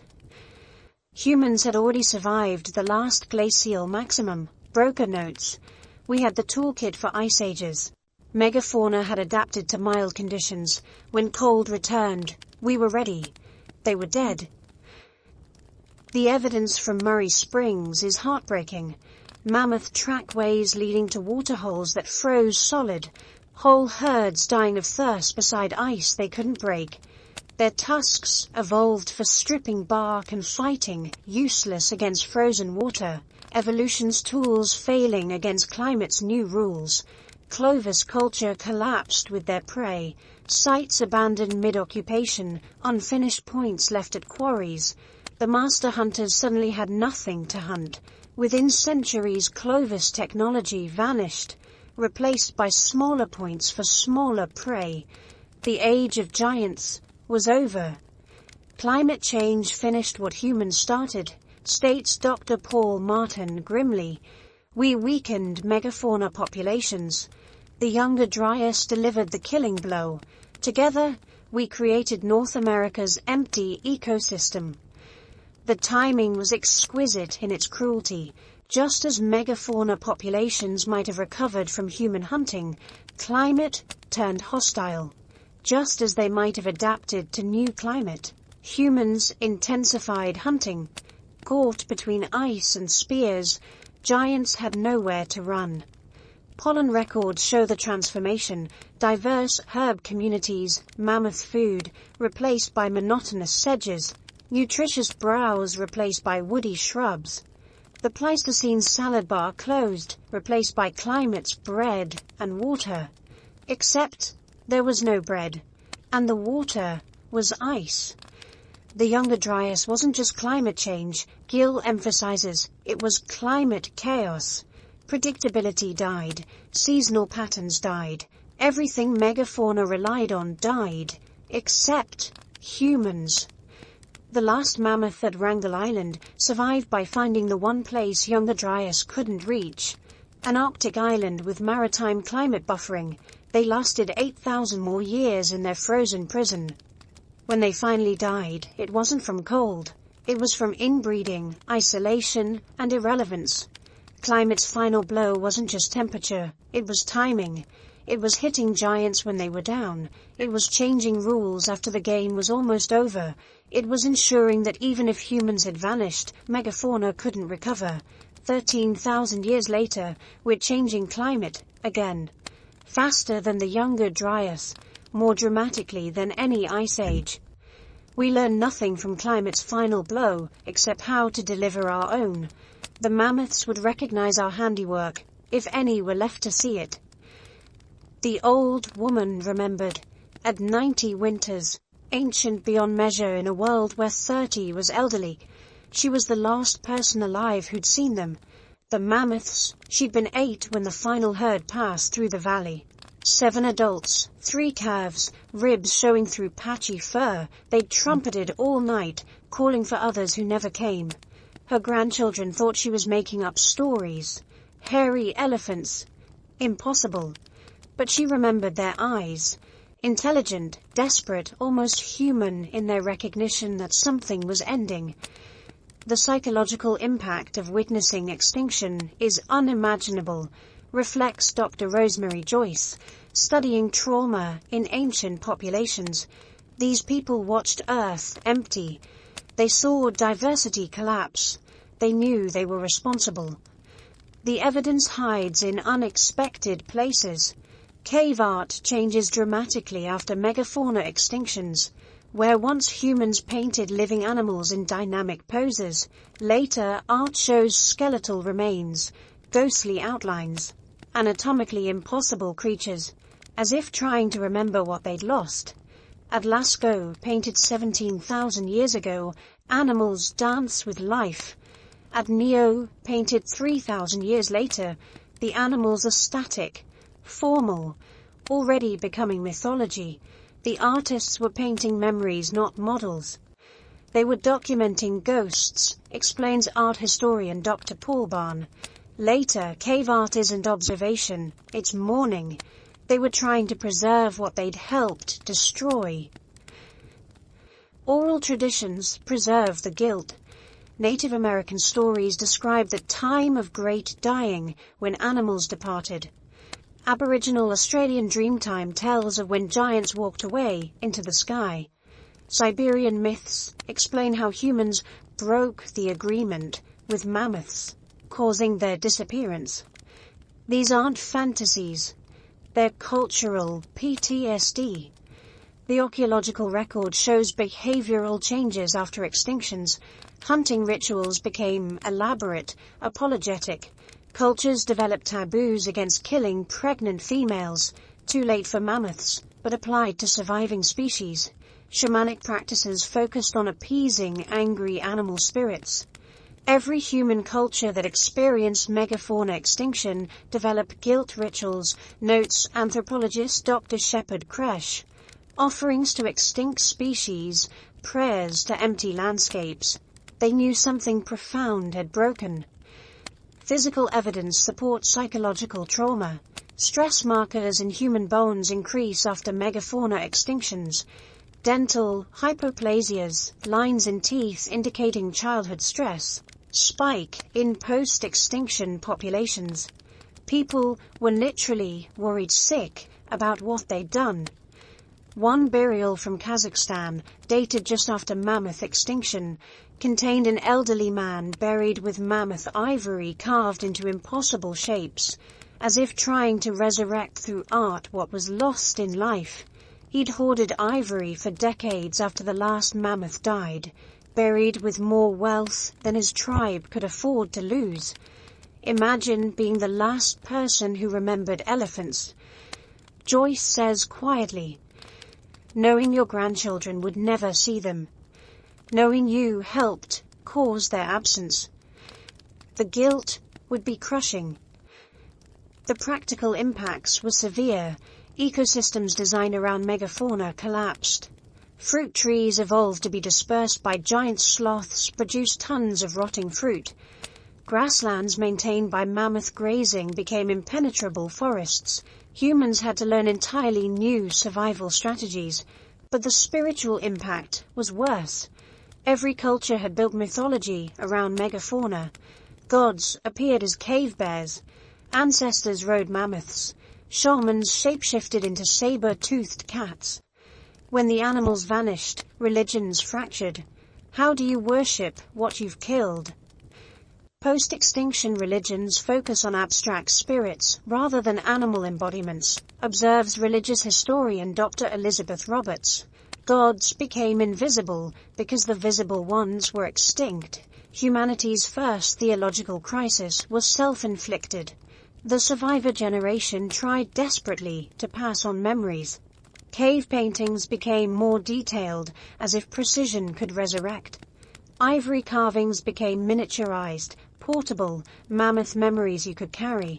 Stories elaborated into epics, trying to capture not just appearance but essence. Children born after extinctions faced a diminished world. Where parents described horizons black with bison, children saw dozens. Where grandparents remembered mammoth highways, children found overgrown trails. Each generation's normal was the previous generation's apocalypse. Shifting baseline syndrome started with megafauna extinction, Craig explains. Each generation accepts a more degraded world as natural. The forgetting is how we cope with unbearable loss. Some couldn't cope. Archaeological evidence suggests certain bands abandoned hunting entirely after extinctions, becoming pure gatherers. Others developed elaborate hunting taboos, only killing on certain days, after certain rituals, in certain numbers. trying to prevent a repeating catastrophe. The last mammoth hunters became priests of absence. Their descendants inherited rituals for animals they'd never seen. Dancing mammoth dances with no mammoths. Singing saber-tooth songs to empty forests. Maintaining traditions for ghosts. We're still processing that guilt. Joyce concludes, every environmental movement, every conservation effort, every rewilding project is trying to atone for those first extinctions. We're still the species that killed the giants, still trying to make amends. The old woman died without seeing another mammoth. But she died trying to make others remember. Painting on cave walls with arthritic hands, carving ivory with failing eyes, telling stories until her voice gave out. She succeeded. Dr. Sarah Martinez holds the femur up to fluorescent light, reading tragedy in calcium. The growth lines tell a story. Normal childhood, sudden stress at age 12, slow recovery, another crash at 15, death at 17.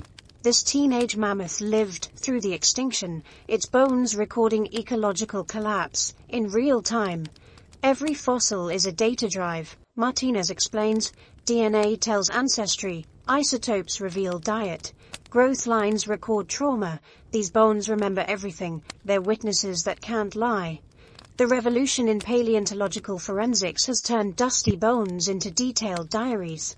Mass spectrometry reads molecular memories. CT scans reveal internal architecture. Protein sequencing extracts information from fossils too degraded for DNA. We're CSIing creatures dead 50,000 years. What the bones remember is terrifying. Mammoth tusks, growing continuously like tree rings, record individual lives in isotopic detail.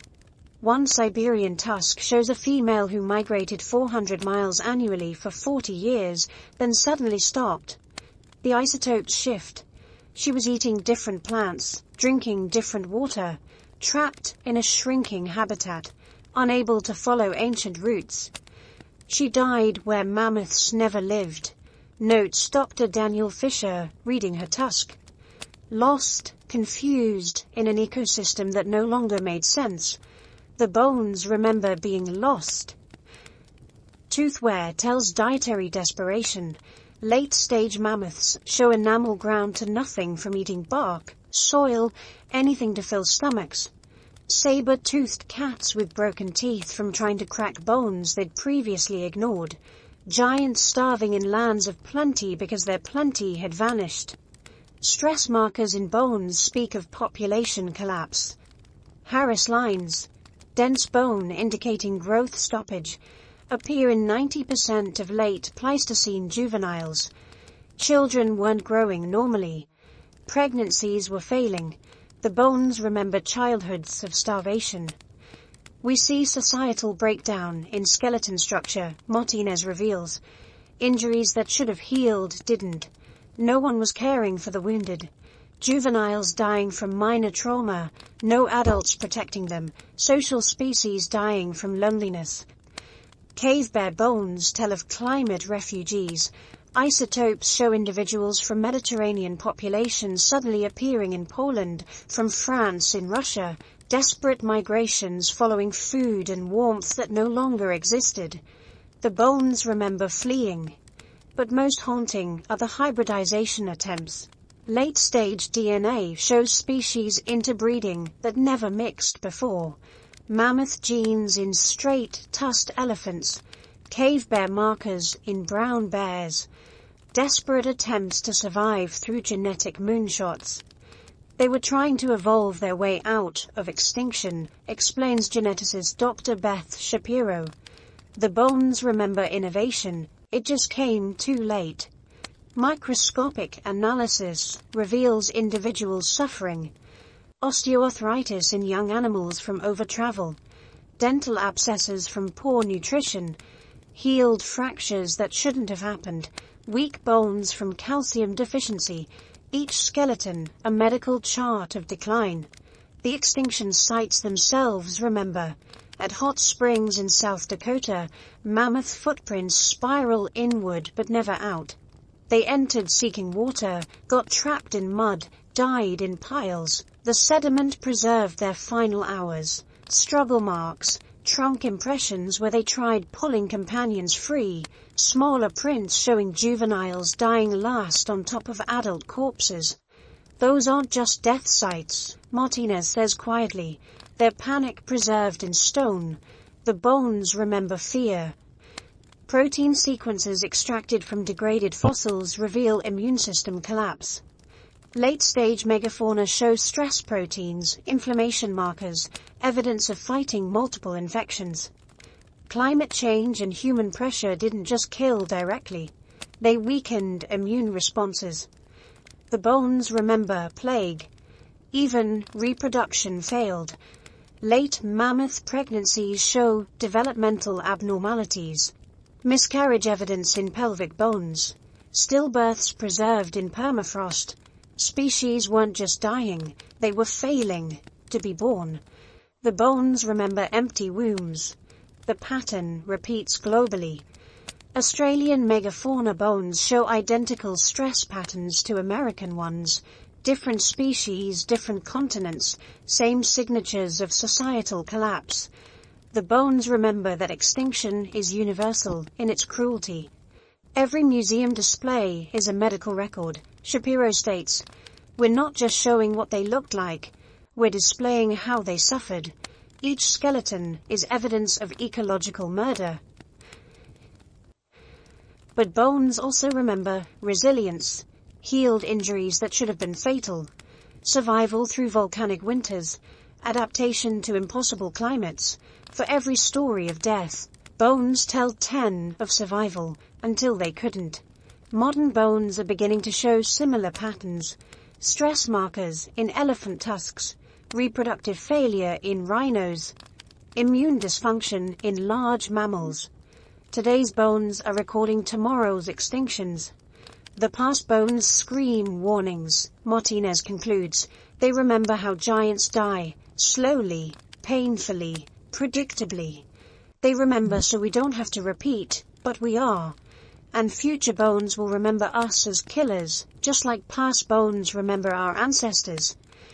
In museum basements, millions of bones wait patiently, holding memories, recording truth, witnessing across deep time. They remember everything. We just have to learn their language before our bones become memories too. The question is, what will our bones remember? Wrangel Island, Arctic Ocean. 1650 BCE, the pyramid builders of Egypt had been dead for 1,000 years. The Shang dynasty ruled China.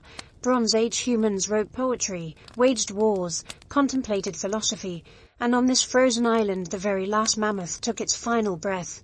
She was small, 6 feet tall, a dwarf compared to her ancestors, inbred, isolated, genetically broken, but she was still a mammoth, the last mammoth. When her heart stopped, a lineage stretching back 5 million years ended. Earth's transformation was complete. That moment, that exact moment when the last mammoth died, marked the end of the Pleistocene and the beginning of the human world, states Dr. Love Delen, who sequenced her genome. Every giant was gone, only their killers remained. The genes tell her story. Her ancestors arrived on Wrangel 10,000 years ago as sea levels rose, trapping them.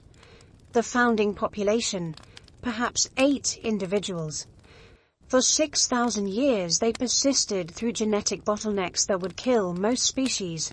Brother-sister matings, mother-son pairings, each generation more inbred than the last. By the end, Wrangel mammoths had lost 20% of their smell receptors. They couldn't properly detect predators or food. Their coats grew strange, translucent hairs that provided no insulation. Males produced malformed sperm. Females rarely conceived. They were genetically zombies, walking but already dead. She probably couldn't smell the flowers that grew around her. Delen notes sadly, couldn't feel temperature properly, may have been partially deaf. Evolution in reverse. unmaking a species gene by gene. But she persisted, every morning, searching for the sparse Arctic willows, every evening returning to the same weathered trails her great-great-great-grandmother had walked. Trumpeting calls no one answered, the last voice of the megafauna age echoing off empty ice. Did she know she was alone? Elephants understand death, mourn their dead, return to graveyards. Did she visit the bones of her herd, trying to wake them? Did she understand that no answer would ever come? The day she died, from disease, starvation, or simple genetic collapse, nobody noticed. No humans lived on Wrangell then. No witnesses recorded Earth's greatest dynasty ending. She fell, probably by water like elephants prefer, and the Arctic claimed her, the last giant, gone. With her died more than a species, an entire way of being ended. For 50 million years, giants had engineered Earth's ecosystems. Mammoths maintained grasslands, ground sloths dispersed seeds, megafauna migrations moved nutrients across continents, their footsteps shaped rivers, their grazing created meadows, their deaths fed forests. When the last giant fell, Earth's metabolism changed, explains ecologist Dr. Sergei Zimov. Energy flow, nutrient cycling, even atmospheric chemistry shifted. The planet literally breathes differently without megafauna. The numbers are staggering. The Pleistocene lost 178 species of megafauna, combined biomass, 100 million tons of flesh, gone. Enough meat to feed every human alive today for a decade, vanished into bones and regret. But the transformation went deeper. With giants gone, humans faced no terrestrial equal, no predator to fear, no competitor to respect. We went from participants in nature to its sole editors. The psychological shift was seismic, from one species among many to the only species that mattered. The last mammoth's death created the Anthropocene, states philosopher Dr. Tom Van Doren. Not industrialization, not agriculture. The moment we became Earth's only giant, everything since has been consequence. Today, Wrangell Island is empty tundra, mammoth trails still visible but unused. Their wallows holding water but no bathers. Tourists visit, take photos, leave. Few realize they're standing where Earth's age of giants officially ended. Scientists have extracted intact DNA from Wrangell mammoths. Cloning is theoretically possible. We could resurrect them, create new herds, return trumpeting to the Arctic, but they'd return to an alien world. No mammoth step to graze, no migration routes to follow, no other giants to share the planet. Genetic resurrection without ecological resurrection is just elaborate taxidermy. We can bring back their bodies, Delenn concludes.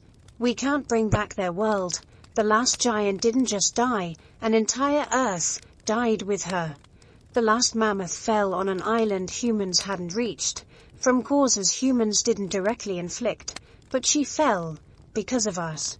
Because we'd killed the mainland herds, destroyed the habitats, broken the climate. Her death was our signature written in slow motion across 10,000 years. She was the period at the end of Earth's longer sentence, the final note in a song that began with the first mammals and ended with their biggest descendants dying alone. When she fell, the age of giants fell with her. Now we live in the echo of her silence. Every empty grassland remembers mammoth footsteps. Every forest grows where giants once prevented it. Every human child born into a world without wonder, without wildness, without watching mountains of flesh move across horizons. We gained the earth by emptying it, inherited a planet by making it lifeless, became the only giants by killing all the others. The last mammoth has been dead for 3,674 years. Her species is gone. Her ecosystem is gone. Her world is gone. But her accusation remains, written in every strand of DNA we extract from her frozen cells. We were here, we mattered, you killed us, and now you're alone with what you've done. The transformation is complete. The giants are fallen. The earth is ours. The question is, what will we do with an empty kingdom? The last mammoth knew the answer. That's why she died, looking toward the mainland, toward the world that had forgotten how to hold giants, toward the future where only human footprints would matter. She saw us coming. She knew what we'd do. The last giant fell, and we rose on her bones to claim a throne no one else wanted. Rulers of ruins. Kings of silence. The only giants left on a planet too small for the guilt of being alone. Welcome to the Anthropocene. Population, you. Hey.